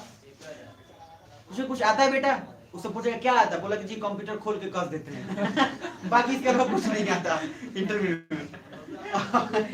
ट्रेनिंग लेके पूरा है सर। ये सब जो चीज है ना बहुत बेकार है। और इधर देखिएगा तो खूब चल रहा है, लेकिन बाद में जब बच्चा जाता है तो पहले क्या बोलता है, पहले सर्टिफिकेट दे दीजिए, सिखा दीजिएगा बाद में, पहले उसको सर्टिफिकेट चाहिए। इसीलिए सर इधर अगर इस तरीके के कुछ कांड किए हैं तो आपको खुद गवर्नमेंट बोलेगी बेटा मौज कीजिए, इंडिया में नहीं, जा मनवा जाइए। तो लॉजिकली है सर, आपको अगर चाहते हैं कि नागरिकता नहीं मिले तो एक तो आपका ऑप्शन है पहला कि खुद से त्याग कर दिए, जैसे अक्षय कुमार और आलिया भट्ट और बहुत सारे सेलिब्रिटी हैं। इन 2 पे आरोप लगाना भी ठीक नहीं है। इन्होंने अपने बोला हमको नहीं चाहिए जी, इंडिया में ऐसा भी कचरे ऐसा रोड पे गाय मिल जाता है बाइक, तो इसलिए बोले कि हमको इंडिया का नागरिकता नहीं चाहिए। दूसरा टर्मिनेशन सर, जैसे अभी आप नाम सुने हैं उनका, क्या नाम, जो इंडिया का सबसे, सॉरी नहीं बोला, वर्ल्ड का सबसे अमीर आदमी, अभी तो खैर चेंज हुआ है, लेकिन वो तो चेंज होता रहता है, थोड़ा बहुत डॉलर ऊपर नीचे चलता रहता है, बट पहले एक नाम पॉपुलर है, कौन सा, एलन मस्क। अब एलन मस्क क्या हुआ, एलन मस्क ने बोला कि इंडिया में हम ड्राइवरलेस कार लेके आ रहे हैं। हम ड्राइवरलेस कार लेके आ रहे हैं। एलन मस्क को कहां से पता है भाई कि इंडिया में कभी कभी चलते तो कारें बीच में आ जाएगा। अच्छा कुछ लोग ऐसे इधर इधर हाथ दे देगा, पार हो जाएगा।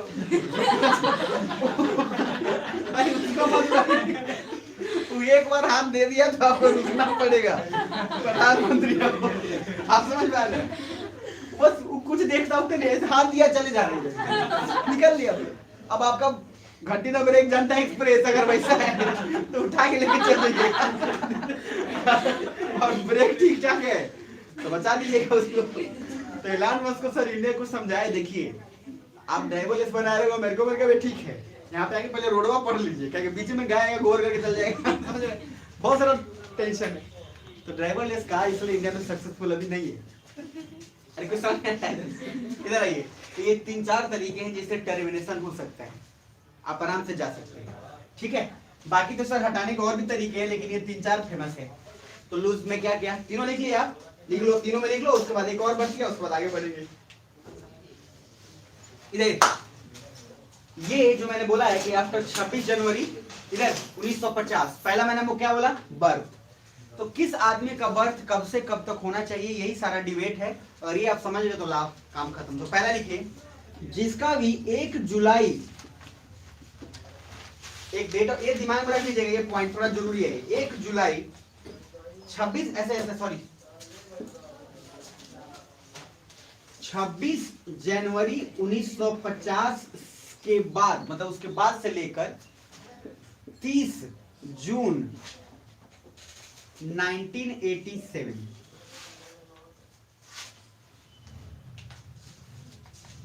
मतलब 26 जनवरी 1950 से लेकर किसी भी आदमी का डेट ऑफ बर्थ 1950 से 1987 के बीच में तक है तो वो भारत का नागरिक माना जाएगा। इधर इधर ध्यान से समझना। पहला कंडीशन क्या बोला हूं, 26 जनवरी 1950 तक, तो संविधान ने खुद ही बोल दिया यस सर। कि 26 जनवरी 1950 तक किसको नागरिक बोला जाएगा, जो भारत में थे, जो पाकिस्तान गए लेकिन वापस आ गए, और उन सभी लोगों को हम बोल रहे हैं कि ये 26 जनवरी 1950 तक वो नागरिक है। लेकिन सवाल ये उठता है कि 26 जनवरी 1950 के बाद अब कौन नागरिक बनेगा, तो वो ऐसे लोग जिनका डेट ऑफ बर्थ 26 जनवरी 1950 से लेकर 30 जून 1987 तक हो तो भारत के नागरिक हैं। दूसरा, 1 जुलाई 1987 से लेकर 2004 तक शायद है, 2 दिसंबर 2004,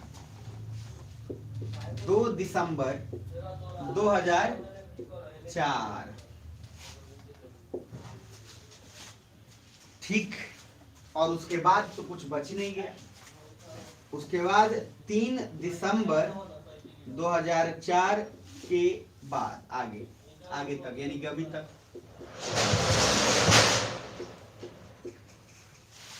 ध्यान से समझना, इंटरेस्टिंग मजेदार बातें आने वाली हैं।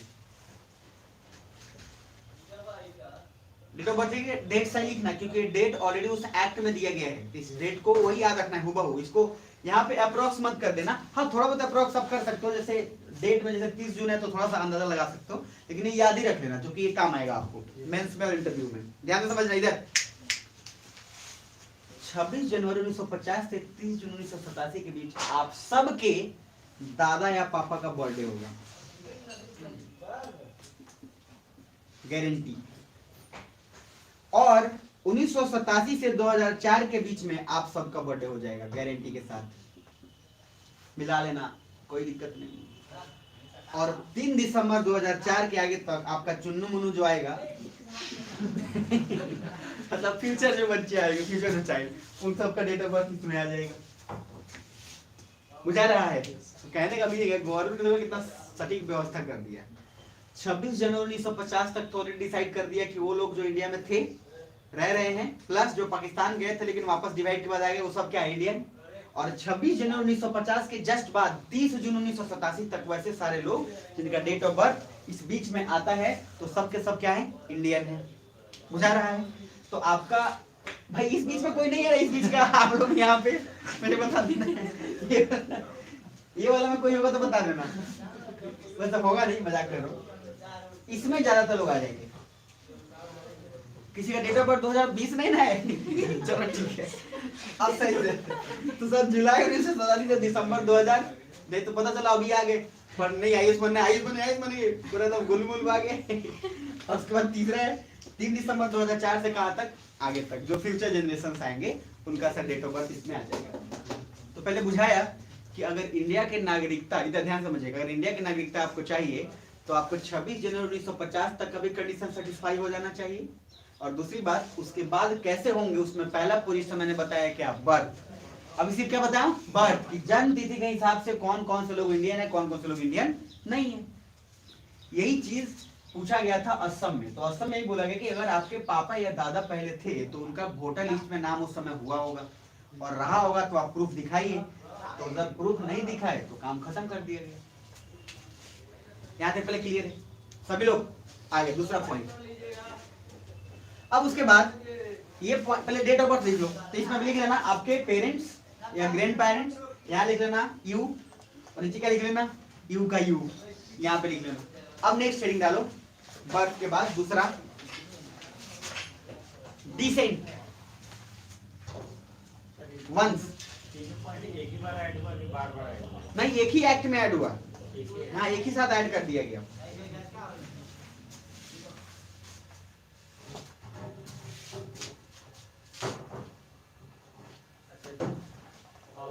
देने का मतलब क्या है?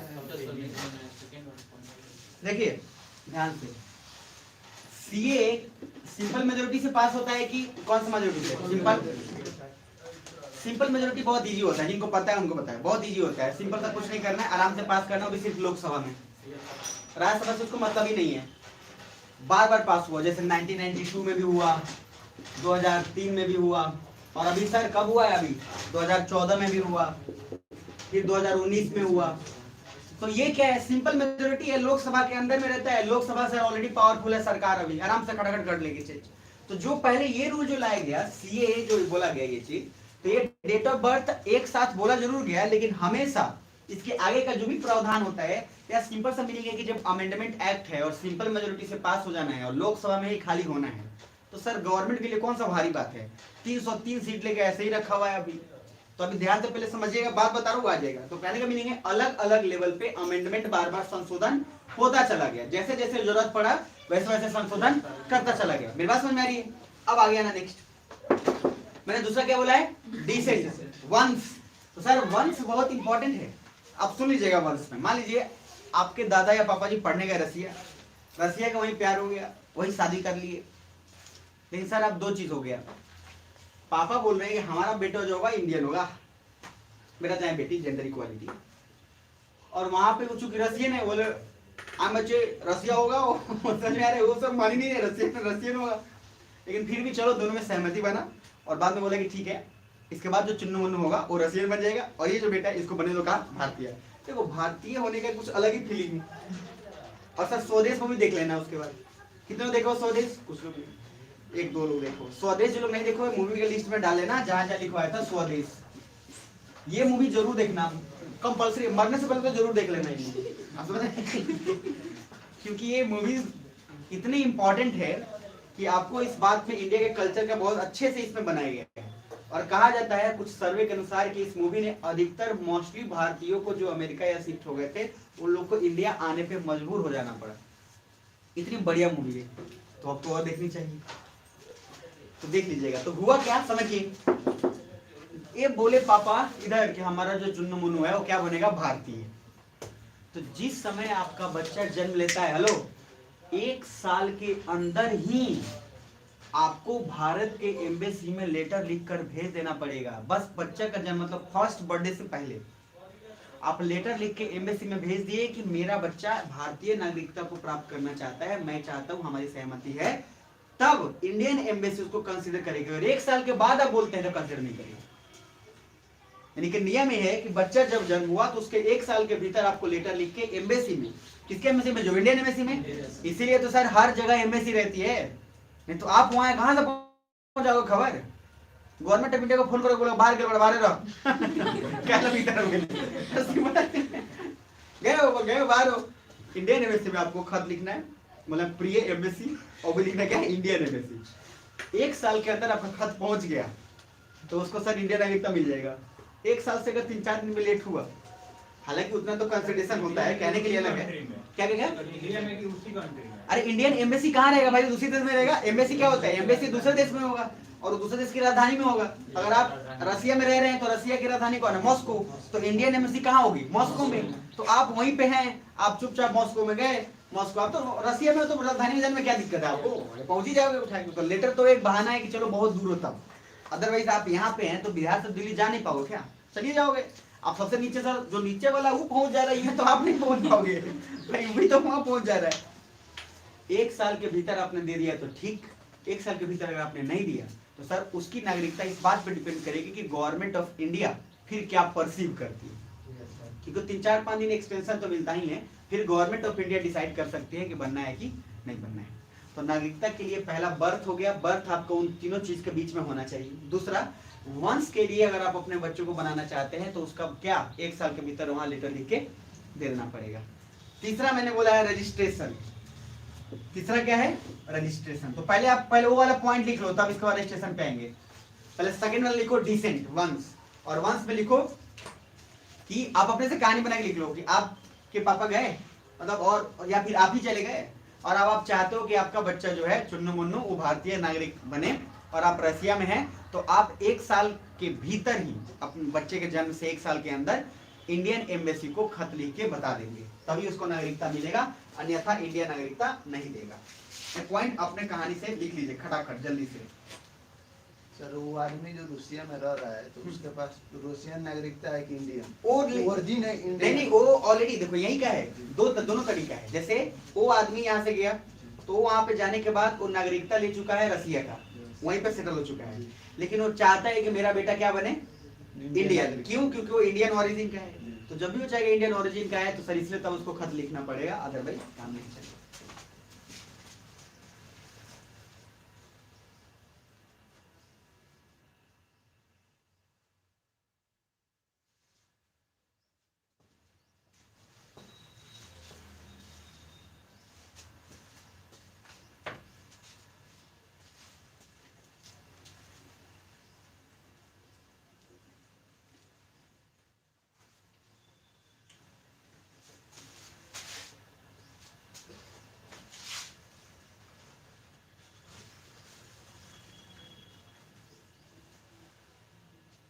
कितने महीने का बोले हैं बच्चा होना चाहिए?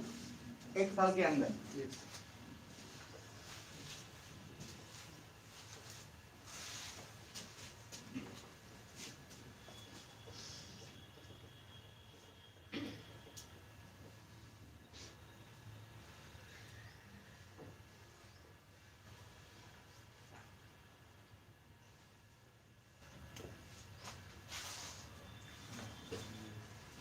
तीसरा लिखिए रजिस्ट्रेशन।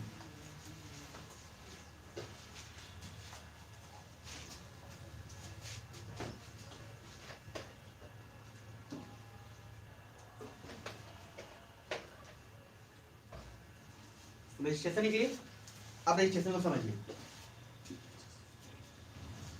देखिए रजिस्ट्रेशन में क्या होता है, मान लीजिए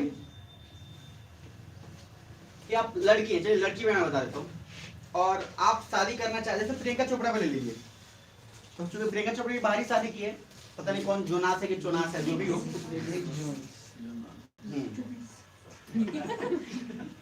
जानबूझ के बोलो, अरे तो ये ठंड का प्रभाव दिख रहा है। सानिया मिर्जा की हाँ सानिया मिर्जा को अभी नहीं लेंगे क्योंकि पाकिस्तान अभी रेयर है, पाकिस्तान को साइड हटा दीजिए, उसको समझेंगे नहीं।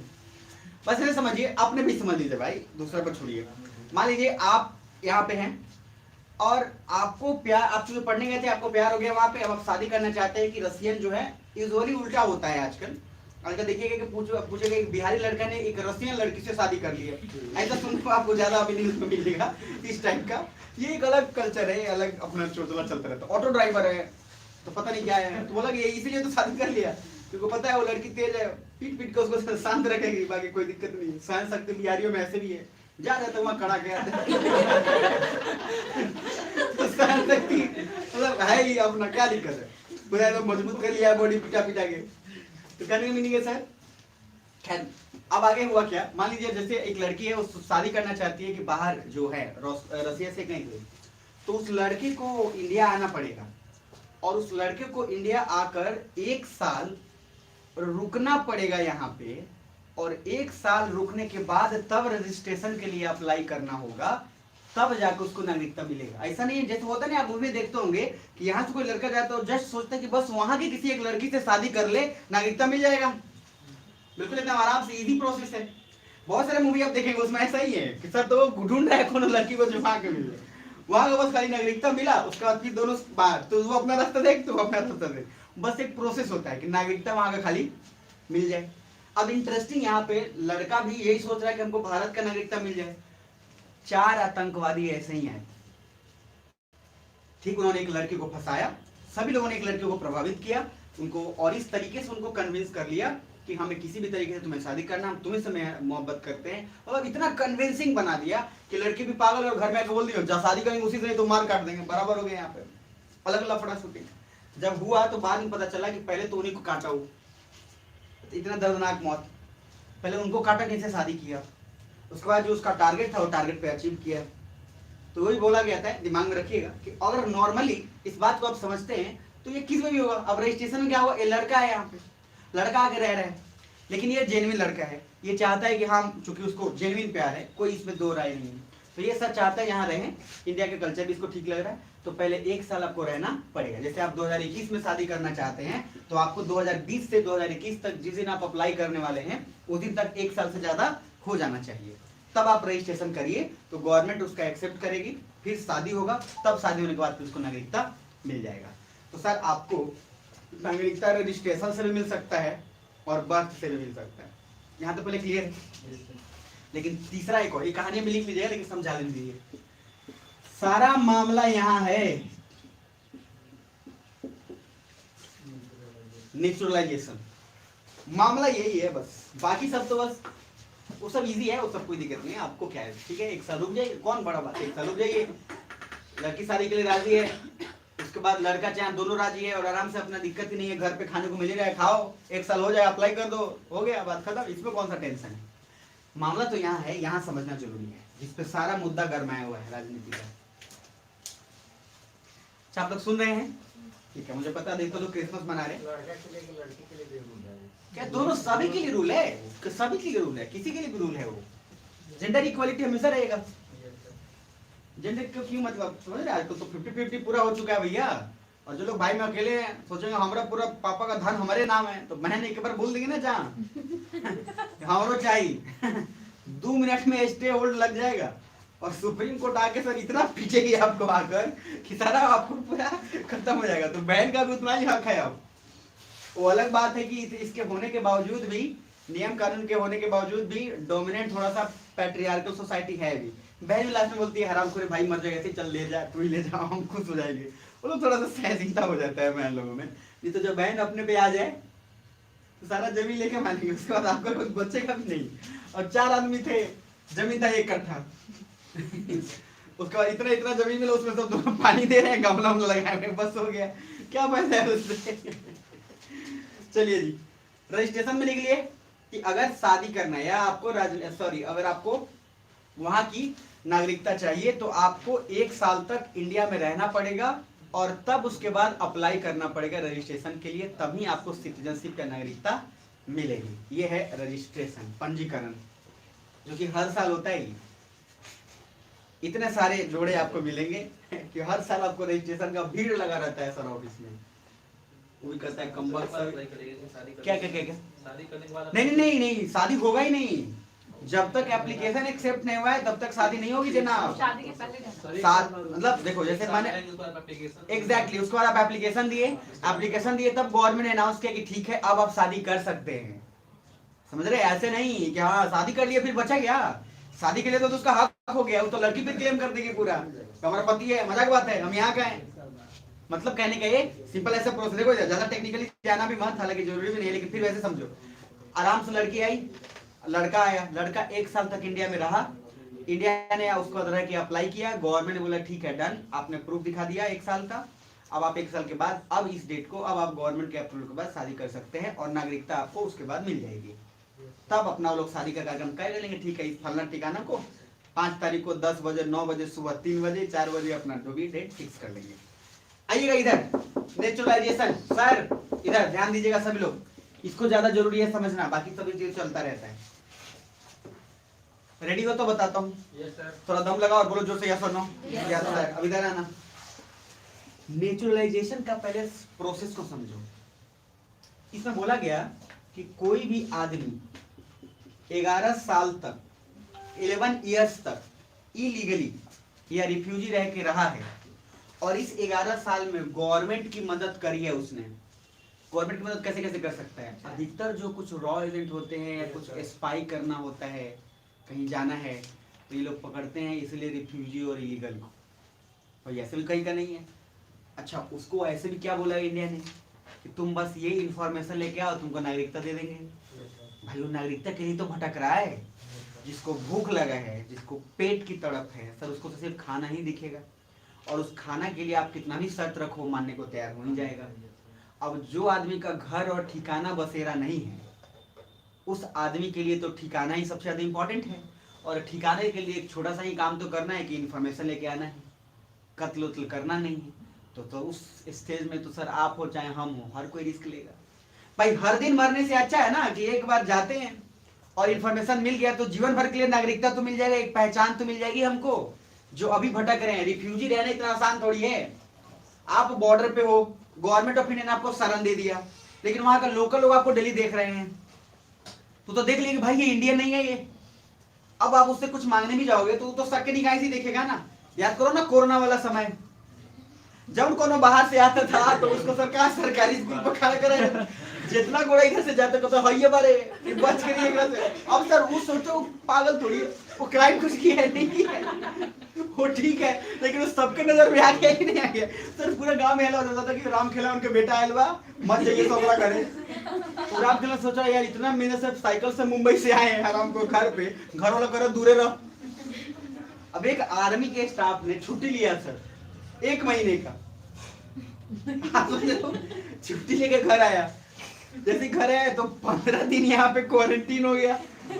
अरे समझ रहे हो, इसके बाद यहाँ से जैसी हो गया वहां, फिर वहां 15 दिन क्वारंटीन हो गया। छुट्टी खत्म हो गया भाई, अपनी छुट्टी लेके कोई क्या करेगा, बवाल बात है ना। आप सोच रहे बेचारा के ऐसे ही छुट्टी खत्म हो गया उसका, 15 दिन रह लिया, 15 दिन रह लिया, बोला इससे बढ़िया तो कम वक्त छुट्टी नहीं लेते, छुट्टी बर्बाद हुआ लगे। सुन रहे इधर तो सर, कोई आदमी रिफ्यूजी इतना आसान नहीं होता है। तो पूरे लोग के नजर में आ गया कि रिफ्यूजी है, इसका कोई पहचान नहीं है, जब भी कुछ करेगा लोग उसको क्या ताना मारेंगे, है ना। तो नेचुरलाइजेशन का नियम था कि सर 11 साल तक अगर गवर्नमेंट ने इसमें मदद किया है, मतलब 11 साल तक रहा है इंडिया में और मदद किया है, तो इसको आराम से नागरिकता प्रदान कर दिया जाएगा। सर सोचो, आप सोचोगे इधर देखो, क्यों नागरिकता के इतना बेचैन है ये लोग। फायदा है सर, अगर एक बार आपको नागरिकता मिला तो आपके जितने भी पेंडिंग केसेस हैं सब खत्म हो जाएगा।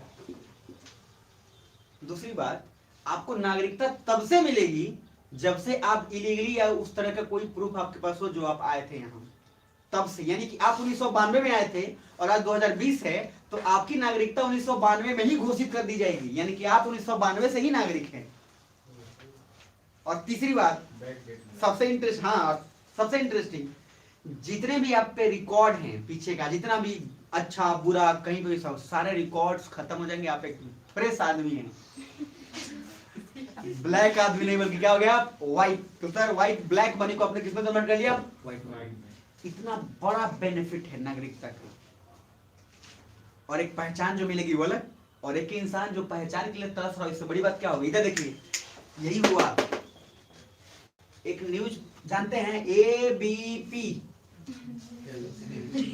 जानते तो होंगे, बहुत बढ़िया। अफगानिस्तान, बांग्लादेश, पाकिस्तान, अफगानिस्तान, बांग्लादेश, पाकिस्तान। सुनना सर, नियम चेंज हुआ 2019 में, जो कांड हुआ उसी का बताइए। देखो क्या बोला, 3 देश अफगानिस्तान, बांग्लादेश और पाकिस्तान के वैसे लोग जो माइनॉरिटी में हैं, कम संख्या में हैं, इन लोगों को नागरिकता मात्र 5 साल में मिल जाएगा। यानी कि नॉन मुस्लिम्स को 5 साल में ही नागरिकता दे दिया जाएगा, गवर्नमेंट अगर चाहती है तो। नहीं तो बाकी और सारे जाति और धर्म को 11 साल के बाद ही नागरिकता दिया जाएगा। फिर से समझ आ रहा हूं, ध्यान से समझना। सारा बाल समझते नहीं लोग, चिल्लाने लगते हैं, मार काट करो, बेवकूफ आदमी सब। देखिए, अफगानिस्तान मुस्लिम बहुमत देश है, भाई मुस्लिम है वहां मेजोरिटी में। बांग्लादेश मुस्लिम्स, पाकिस्तान में क्या मुस्लिम्स। तो आप मुझे कॉमन सेंस से बताइए कि जहां पे 100 में 90% लोग एक धर्म के हैं, चाहे वो लेट किसी धर्म के हो, और 10% किसी दूसरे धर्म के हो, तो सताया जाने का चांस किसको है, तो 10 वाले उसको कि 90 वाले उसको। कॉमन सेंस की बात है, पॉसिबल है ये, पॉसिबिलिटी तो यही कहता है। अब अफगानिस्तान, बांग्लादेश और पाकिस्तान से जितने भी लोग आए थे इंडिया में, इन लोगों को, और वो लोग होने चाहिए नॉन मुस्लिम्स, मुस्लिम को छोड़कर बाकी सभी लोग। तो सर मुस्लिम लोग को भड़का क्या दिया गया, मुस्लिम के साथ अन्याय है। समझे मुझे कुछ नहीं लोग, उनको समझना चाहिए कि मुस्लिम्स को क्यों बनाएगा। मुस्लिम्स लोग तो ऑलरेडी यहाँ पे नागरिकता लेके डोमिनेंट है, क्या दिक्कत है उनको थोड़ी सताया जा रहा है। सताया तो उनको जा रहा है कि सर पाकिस्तान में जो हिंदू है उनको सर जला दिया गया, सिख है उनको काट दिया गया, कोई और धर्म के क्रिश्चियन उनको काट दिया गया। सुन पा रहे मेरी बात?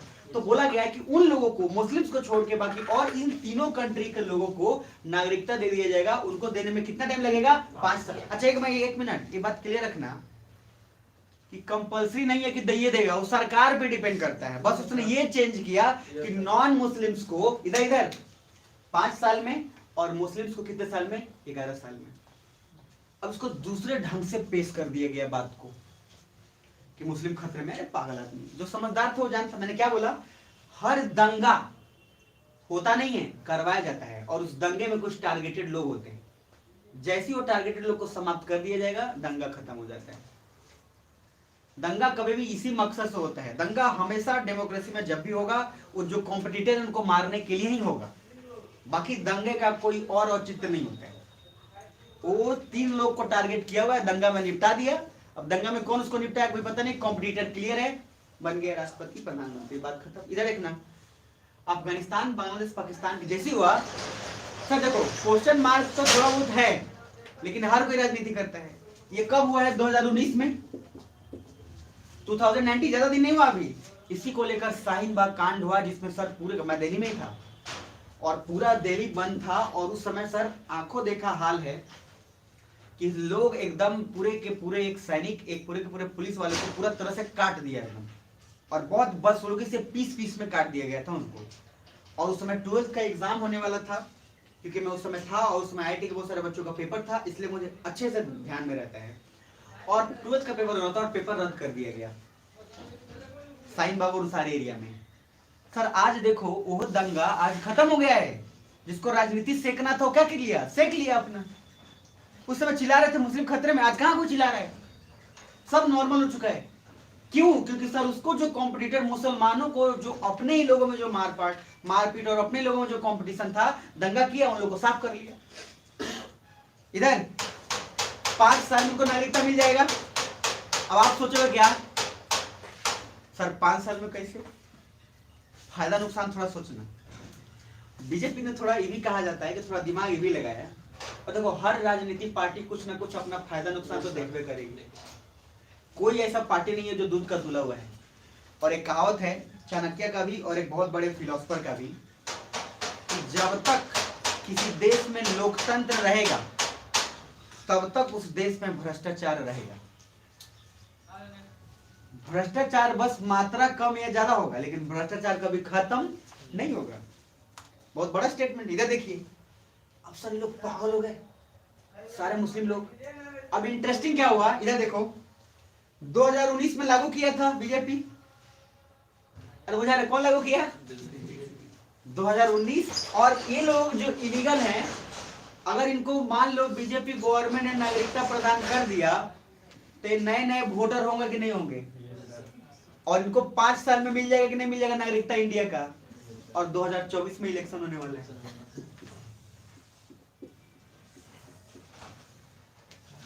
अरे बुझा तो वो सारा लोग जिनको नागरिकता प्रदान किया है सर, वो खुश होकर किसको वोट देगा? अरे कुछ बुझा रहा है?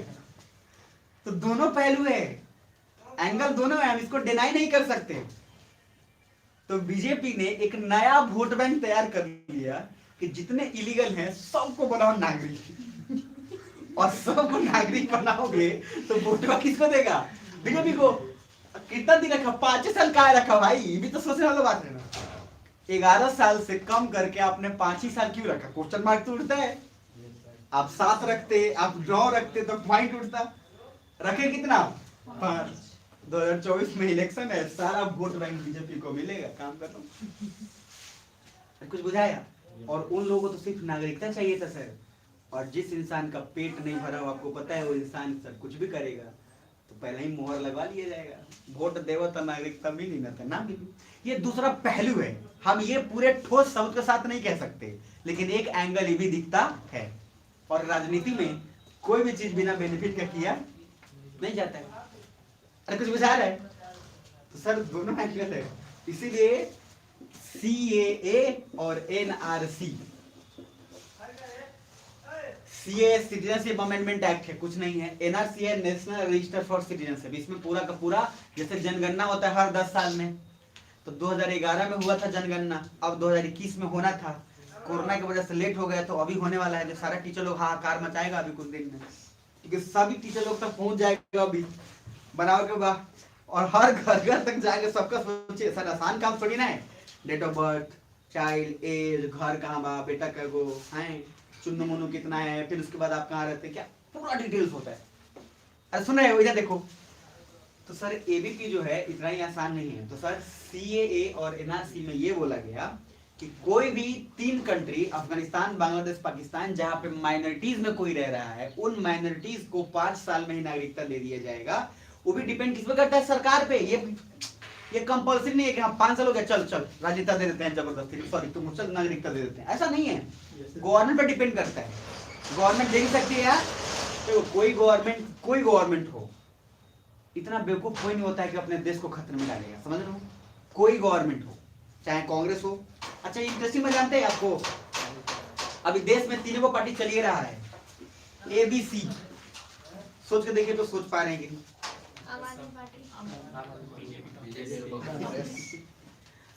एबीसी का जमाना चल रहा है, और बी जो है वो एबीसी बना दिया। अफगानिस्तान, बांग्लादेश और पाकिस्तान, सारा कांड इससे था। और लोग समझ में आता ही नहीं, उन लोगों को कुछ समझ में नहीं आता है। बस एक जन उठाया तलवार, दूसरा भी उठा ले। क्या उठा रहे तलवार? तो एक ही तरीका है। क्यों? कि सर आप तलवार उठाए तो हम भी उठाएंगे, आप आगे से चलिएगा, पीछे से हम आपको काट देंगे, बात खत्म हो जाएगा। मतलब यही तरीका है, और कोई लॉजिक नहीं है। अब आप मुझे बताइए, कुछ लोग बोलते हैं कि ये मुसलमान को खिलाफ है, आपको कहीं से लगता है कि मुसलमान को खिलाफ है? कहीं से नहीं लगता। दूसरी तरफ कहां लगता है कि सर हिंदू विरोधी है, किसी और धर्म को? कहां, कुछ विरोधी नहीं है। सिंपल सा एक बात बोला गया कि 3 देश के जो माइनॉरिटीज लोग, उनको सताया गया है, उनको हक चाहिए, उनको हक दे दिया जाएगा। बस यही फर्क है कि उनको 5 साल में दिया जाएगा। यही जो 5 साल है ये कंट्रोवर्शियल है, बाकी कहीं से भी इसमें नहीं। अच्छा कहीं से भी ये नहीं बोला गया कि मुसलमानों को क्या बोलते हैं, नहीं दिया जाएगा यहाँ का सिटीजनशिप। कहाँ बोला गया? सिंपल जो प्रोसेस है वही है, आज भी वही प्रोसेस है, कल भी वही प्रोसेस था। आप 11 साल तक हैं, आपको मिल जाएगा, बात खत्म। लेकिन आप इसी तीनों कंट्री का हैं तब, तो कहां बोला गया कि नहीं 5 साल में हिंदुओं को मिल जाएगा नागरिकता और मुस्लिम्स को नहीं मिलेगा? लेकिन इतना बढ़ा चढ़ा के किया गया कि कांड कर लिया गया, और सर बोला कांड करके ऊपर सब लोग क्या हो गए, शांत। अरे कुछ बुझाया तो लिखवा तो देंगे बाद में, अभी जितना पढ़ाया हूं उसको सम कर देता हूं, ठीक है? सुन रहे हो? उसके बाद जो याद आएगा अपने कहानी के फॉर्मेट पे लिख लेना, पूरा का पूरा एक बार दिमाग में बैठा देता हूँ। तो रेडी हो तो बोलो, बैठा दो दिमाग में। चलो रेडी हो तो जोर से बोले एक बार, ऐसा नो। अब इधर देखो ध्यान से, पूरा सर नागरिकता से चलना चाहिए, एकदम ऐसे चल रहा है। तो नागरिकता प्रीलिम्स में क्वेश्चन पूछते हैं, इनडायरेक्ट क्वेश्चन पूछते हैं, लेकिन मेंस और इंटरव्यू का बहुत बढ़िया क्वेश्चन बन जाता है घुमा फिरा के। तो मैं आपको एक टेरिटोरियल चैप्टर पढ़ाने वाला था, टेरिटरी उसका 2nd चैप्टर, लेकिन फिर मैं सोचा कि नहीं पहले इसको पढ़ा देता हूँ, उसको समझना थोड़ा आसान हो जाएगा। तो पहला मैंने आपको बोला है 2 तरीके का, sir people living in India, तो बुझा रहा है? तो पीपल अगर इंडिया में रह रहे हैं तो सर 2 तरीके से रह सकते हैं। एक वो जो रिसाइडिंग इन इंडिया है, 180 दिन से ज्यादा रह रहे हैं डोमेस्टिकली, एक वो है। दूसरा है not residing in India greater than 180 दिन, मतलब 100 दिन से वो यहाँ पे नहीं रह रहे हैं। तो क्या है वो? एनआरआई। क्या दिमाग में बन रहा है पहले? उधर है नॉट सिटीजन। तो नॉट सिटीजन है तो सर नॉट सिटीजन है तो उसका तो अलग कंडीशन है। क्या? एक having visa, not having visa. जिनके पास वीजा है, friendly country, enemy country, MHA decide करेगा कि किसको लाना है किसको नहीं लाना है, बात खत्म। दूसरा उधर इलीगल रिफ्यूजी, नो वीजा, उनके पास तो वीजा नहीं है ना, रिफ्यूजी के पास भी वीजा नहीं है और इलीगल के पास भी वीजा नहीं है। बस फर्क ये है कि रिफ्यूजी का इंटेंशन उतना गलत नहीं जितना एक इलीगल माइग्रेंट का पॉसिबल चांस हो सकता है। रिफ्यूजी को इसलिए रिफ्यूजी बोल रहे हैं क्योंकि रिफ्यूजी जो है वो अपने देश से इसलिए भागा है क्योंकि वहां पे सताया गया था, उसको सेफ नहीं लगा तो सर वो आ गया। अब उसके बाद मैंने बताया कि कॉन्स्टिट्यूशन ऑफ इंडिया के तहत ये बोला गया कि कोई भी आदमी जिसका डेट ऑफ बर्थ 26 जनवरी 1950 तक अगर है तो उससे मतलब नहीं है, लेकिन 26 जनवरी 1950 तक कोई भी आदमी जो इंडिया में था या पाकिस्तान गया था तो वापस उस दिन तक आ गया था, और यहाँ का कोई इंडियन ओरिजिन का है तब भी वो क्या है, इंडियन है। दूसरा, आफ्टर 26 जनवरी 1950 में 3 डेट ऑफ बर्थ दिया गया। पहला 26 जनवरी 1950 से लेकर 30 जून 1987 तक, और ये इस बीच में आपके पेरेंट्स दादा जिनका भी डेट ऑफ बर्थ है तो आप इंडियन हैं। 1 जुलाई 1987 से 2004 तक अगर आपका है 2 दिसंबर 2004 तो सर आप फिर है इंडियन, और 3 दिसंबर 2004 के आगे जो भी होगा वो सर इंडियन ही होगा। अब इसके बाद मैंने बताया आपको कि सर बर्थ के बाद दूसरा बताया कि बर्थ के तरीके से तो ऐसे ले सकते हैं, फिर क्या बोला, डिसेंट, वंश। तो अगर आप चाहते हैं कि आपका बेटा या बेटी बने कि इंडियन हो, आप रसिया में है, रसिया का नागरिकता ले भी चुके हैं, तो आप इंडियन एम्बेसी को मैसेज करिए 1 साल के भीतर। अगर उस बच्चे के जन्म के 1 साल के भीतर तक, पहला बर्थडे मनाने से पहले तक भेज देते हैं, स्वीकार कर लिया जाएगा। दूसरा है नेचुरलाइजेशन, उसके बाद जो कि सबसे इंपॉर्टेंट है। नेचुरलाइजेशन में बोलते हैं कि सिंपल सा मीनिंग है, वो इलीगल माइग्रेंट या रिफ्यूजी जो 11 साल तक यहाँ रहा है, तो गवर्नमेंट अपने स्वेच्छा से 11 साल बाद उसको यहाँ की नागरिकता दे सकती है या फिर नहीं दे सकती, लेकिन मिनिमम कितना होना चाहिए, 11 साल। चेंज ये किया गया 2019 में कि जो एबीपी कंट्रीज हैं, अफगानिस्तान, बांग्लादेश, पाकिस्तान की कंट्रीज, उसके नॉन मुस्लिम्स मतलब जो माइनॉरिटी में वहां रह रहे हैं, उन लोगों को नागरिकता 5 साल में दे दिया जाएगा, गवर्नमेंट अगर चाहे तो। बाकी और किसी को उतना ही साल लगेगा जितना और किसी के लगता है, जो 11 साल। यहाँ तक क्लियर है जी? पहले कुछ बुझाया? दोनों इसमें आ सकते हैं। किसमें? लीगल। किसमें? हाँ बिल्कुल, रिफ्यूजी चाहे इलीगल, वो गवर्नमेंट पर डिपेंड करता है, गवर्नमेंट दे सकता है। इलीगल होने का चांस थोड़ा सा कम होता है, रिफ्यूजी का चांस यहाँ ज्यादा बढ़ जाता है। ठीक है, रिफ्यूजी का चांस ज्यादा बढ़ जाता है, क्योंकि रिफ्यूजी कुछ गलत किया नहीं है, तो वो पहले आराम से घूम रहा है, गवर्नमेंट का काम कर रहा है। इसलिए मैंने बोला रिफ्यूजी मूवी जब देखोगे आप, तो बॉर्डर पे ही रह रहा है। रिफ्यूजी मूवी का यही कॉन्सेप्ट दिखाया भी है, और रिफ्यूजी मूवी में उस अभिषेक बच्चन को तैयार किया गया है कि पाकिस्तान जाना है तुमको, और आया वहीं से वो, कहाँ से? पाकिस्तान से भागा, इसलिए क्योंकि उसको ठीक नहीं लगा, और लगा कि यहाँ पाकिस्तानी रहने वाला देश नहीं है। लेकिन इंडिया बोला कि अगर तुम साथ में जाते हो, स्पाई करके आते हो वहां से, नागरिकता डन। तो हाथ कंगन को आरसी किया, समझ रहे हैं सर? 2 मिनट में तैयार हुआ, जूता उता पहनाया गया उसको, और पहुंच गया। कहाँ पहुंचा? पाकिस्तान। वहां गया तो अलग बात, उसको प्यार हो गया, वो अलग कहानी, बॉलीवुड का वो अलग प्रॉब्लम है। वो जहाँ जाए टारगेट कुछ और था, ले देगा टारगेट वही घुमा देना। उनका उसके अलावा कुछ मतलब दिखता ही नहीं है भाई, वो जब तक उसमें नहीं है तब तक वो दिखेगा नहीं। एक मूवी बहुत अच्छा मुझे लगा है, अगर आपको मिले टाइम, मतलब मुझे पर्सनली बहुत अच्छा लगा, द लंच बॉक्स। ये ऑस्कर मूवी के लिए गया, ऑस्कर अवार्ड के लिए, बहुत अच्छी मूवी, उसका कॉन्सेप्ट बहुत अच्छा है, हालांकि थोड़ा उसमें गहराई है, थोड़ा फिलोसफी साइकोलॉजी है, लेकिन बहुत सिंपल। द लंच बॉक्स बहुत अच्छा मूवी, ऑस्कर के लिए गया है। मुझे उम्मीद भी था कि शायद मिल जाएगा उसको, लेकिन ठीक है, चला गया, वही बहुत बड़ा बात है। बट अभी भी उसमें जब आता है हर बार नॉमिनेट हो जाता है, इसलिए द लंच बॉक्स पे भी टाइम मिला देखिएगा। उसका अलग कॉन्सेप्ट है, लेकिन अगर अभी नहीं देख पाएंगे तो अभी स्वदेश देख लीजिएगा। मूवी का लिस्ट इसलिए दे देते हैं आपको कि बढ़िया बढ़िया मूवी देखिए, कुछ भी देख रहे हैं तो नहीं तो ये वो तो आप देखबे करते हैं। रील्स शॉर्ट्स वीडियो चल रहा है, वो गाना कंप्लीट सुने नहीं है, दिल में मेरे दर्द होता है, दिल डूबा फिर ड्रो। अरे अजीब आदमी है भाई, जो बगल में सुन रहा होता है ना, मान लो गाना किसी को अच्छा लग रहा है और बगल में सुन रहा है कोई आदमी, मोहल्ले में बैठ के वो उठा रहे हैं, ये गाना अच्छा लग रहा है, ये गुनगुनाना शुरू कर दिया, तब तक उसको दूसरा बजा दिया। अच्छा तीसरे दिन बाद ये थोड़ा मिनट के बाद रिएक्शन देगा, ये बोला बजाओ, मैं कहा वो बोलेगा भाई मेरा मोबाइल है, हमारा मन, तो बोला बजाना है तो घर में बजाओ।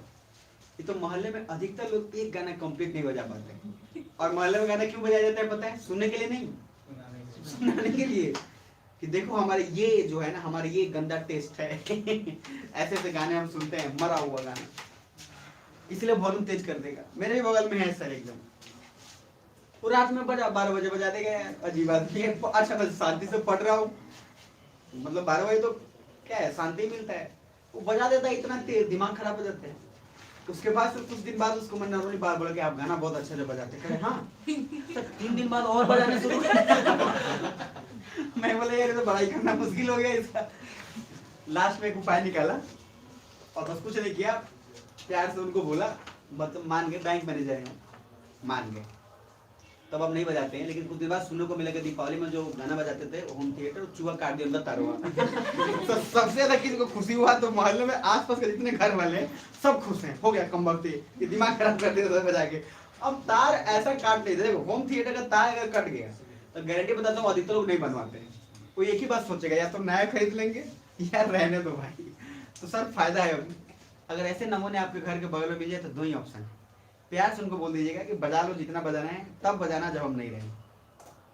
लेकिन अधिकतर लोग सर मतलब पता नहीं क्या है, जब सब लोग को देखें ना तो सर वॉल्यूम तेज कर देंगे वो।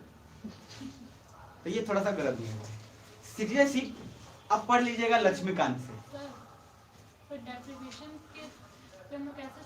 डेप्रीवेशन मैंने बोला कि उसमें सर्टिफिकेट किसी चीज का वैलिड नहीं है। जैसे मैंने 3 बोला, टर्मिनेशन बोला कि आप 2 जगह कर लेके रखे थे नागरिकता, और डेप्रीवेशन में आपका सर्टिफिकेट वैलिड नहीं, मतलब आपने आधार कार्ड तो डाला लेकिन उस पर किसी और का आई स्कैनर था, किसी और का कुछ था, आपका नाम था, तो आपका या तो सर्टिफिकेट फर्जी था या आपके डॉक्यूमेंट्स फर्जी थे, तो डेप्रीवेशन हो गया। इसलिए उसको अभाव के हिसाब में बोलते हैं कि आपका डॉक्यूमेंट उतना फुलफिल नहीं है कि आपको नागरिकता दिया जा सके। एक इसमें और है जो इनकॉर्पोरेशन है, वो बाद में बता दूंगा, वो सेम नेचुरलाइजेशन की तरह है। तो चौथा लिख लो, इसको लिख लो पहले, मतलब नेचुरलाइजेशन लिखे थे ना, चौथा लिख लो इनकॉर्पोरेशन। उसी में इनकॉर्पोरेशन मतलब क्या क्या लिखवाया था, पहला बर्थ, दूसरा क्या था डिसेंट, डिसेंट के बाद रजिस्ट्रेशन, नेचुरलाइजेशन, और उसके बाद लिख लीजिए ये इनकॉर्पोरेशन। ये सेम है उसी की तरह।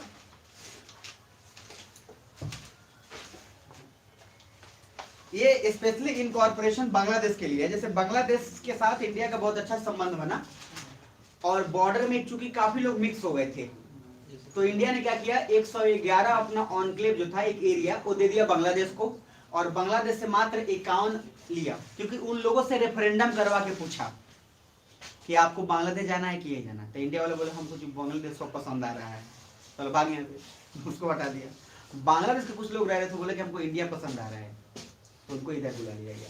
तो कहने का लॉजिक है बहुत अच्छा ये, और मनमोहन सिंह के समय एक कांड हुआ था, ये मैं नेक्स्ट क्लास कराऊंगा तब आपको बताऊंगा, उसमें बहुत अच्छा इस तरीके से सहमति हो जाए ना तो ठीक है। लेकिन पाकिस्तान हरामखोर है। इंडिया में क्या होता है, देखो इधर बॉर्डर के लिए जैसे रेलवे वाला अपना एक पिलर हलाता है, देख तो रेलवे वाला अपना एक पोल जो है हला देता है कि यहाँ तक भाई रेलवे का है, यहाँ तक। तो कुछ दिन बाद गया, देखा पोल में गायब हो गया तो देखा ना वो पोल ही नहीं है, इधर का लोग उधर जा रहा है, वो नीचे जा रहा है उधर। वैसा ही बांग्लादेश में हो रहा था। इंडिया बांग्लादेश के बॉर्डर पे एक बनाया हुआ था पिलर, सर 10-12 साल के बाद पिलर ही गायब हो गया। 112 पिलर गायब है सर। अब इंडिया वाले गजब आदमी है। अब हुआ क्या, एक और इंडिया का आदत है, नाद रहेगा कहाँ, रोड पर। भाई नाद दूरे पर रहेगा, घर भर ऐसा है, लेकिन सर घर में जितना सारा कुछ है सब है, नाद का रहेगा द्वार पे, और द्वार पे भी कहा, मेन सेंटर रोड पे, और वहीं पे उछेगा जब तक 3-4 आदमी ना गिरो तब तक मामला शांत नहीं हो। और सर यही इंक्रोचमेंट के कारण बांग्लादेश के बॉर्डर पे भी नाद उद हला दिया सब। अब जो इंडिया वाला था वो बांग्लादेश में पहुंच गया, जो बांग्लादेश वाला कहाँ पहुंच गया, इंडिया में। कपड़ा टांग रहा है बांग्लादेश में, घर में रह रहा है इंडिया में, क्योंकि सर पिलर गायब है बीच का, पिलर गायब होकर घर बना लिया। इंक्रोचमेंट बहुत बड़ा प्रॉब्लम है इंडिया का। देखते हैं मोतिहारी में हर साल में एक बार तोड़ ताड़ के बराबर कर देगा, इधर से ही गया उधर से बनता गया, इधर से गवर्नमेंट घर पहुंची उधर से सब छानने वाला शुरू कर दिया समझते। अब उसको कुछ बोलिएगा तो कहेगा हर साल में एक बार तो होबे करेगा, हम लोग को रेडी रहिए। वो सबको पता है कि एक साल में एक बार होगा, अपना अल्टरनेटिव व्यवस्था कर लिया रहता है। वो सब तो भैंसू इसी सब रख लिया है। आप देखिए जाके आसपास, रोड के आसपास सब आराम से दूध बेच रहे हैं। तो लॉजिकली कहने का मीनिंग है कहाँ जाएंगे, कोई ऑप्शन भी नहीं है। बट अगर आप गवर्नमेंट है तो आपको ऑप्शन उनको देना चाहिए। अभी तक तो जो डैम बनाया गया उस लोगों को अभी तक शरण नहीं दिया गया, तो फिर इन लोगों को कौन पूछता है। तो समस्या है, इतना आसान नहीं होता है। आप जब आईएएस बनेंगे तो पता चलेगा। मोतिहारी का जो डीएम है सर, सबसे ज्यादा बीपी उसका हाई रहता है, कोई भी डीएम का। जो नॉर्मल है वो भी हाई हो जाता है उसका। प्रॉब्लम है क्योंकि आप देखो ना, भूजा बेचते बेचते डीवा यहाँ रखेगा, कुर्सी वहाँ, बेंच बाहर, ऊपर रोड पे जो आ रहा है सारा गाड़ी का है, रोड पे जाम लग गया। 15 मिनट उठ रहे, भूजा उठाओ, भूजा उठा के गायब किया, तब तक जाम लगा उधर। अजीब हाल है। अब देखिए ना सर कितना है, हद है। मतलब आप मीना बाजार जाइए, आपको लगता है सर पूरा इंक्रोचमेंट लोग फैलाए हुए हैं। लोग एक बार गवर्नमेंट निकल जाती है, सारा साफ हो जाता है। उसको लगता है आप ही नहीं कर रहे, इतना बढ़िया दिल्ली में आ गए, आपको खुद फील नहीं होता है मोतिहारी में। लेकिन जस्ट 15 दिन बाद जाइए, फिर जस्ट का तस।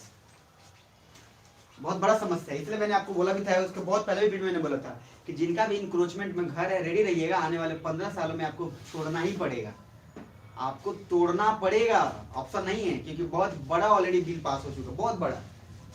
आप कितने 1 इंच भी अगर आपका एक्स्ट्रा ना तोड़ दिया जाएगा, आपका कुछ नहीं, आप कुछ नहीं कर पाइएगा। इसलिए ध्यान रखिएगा, इंक्रोचमेंट पे ज्यादा ध्यान नहीं रखिएगा। जितना भी उतना में खुश रहो यार, थोड़ा कमाओ, क्या फालतू में दूसरे का छेक लेना। चलिए अब निकालिए जरा एटलस, फिर आगे बढ़ते हैं। खटाखट एशिया का फिजिकल से पहले यूरोप शुरू कर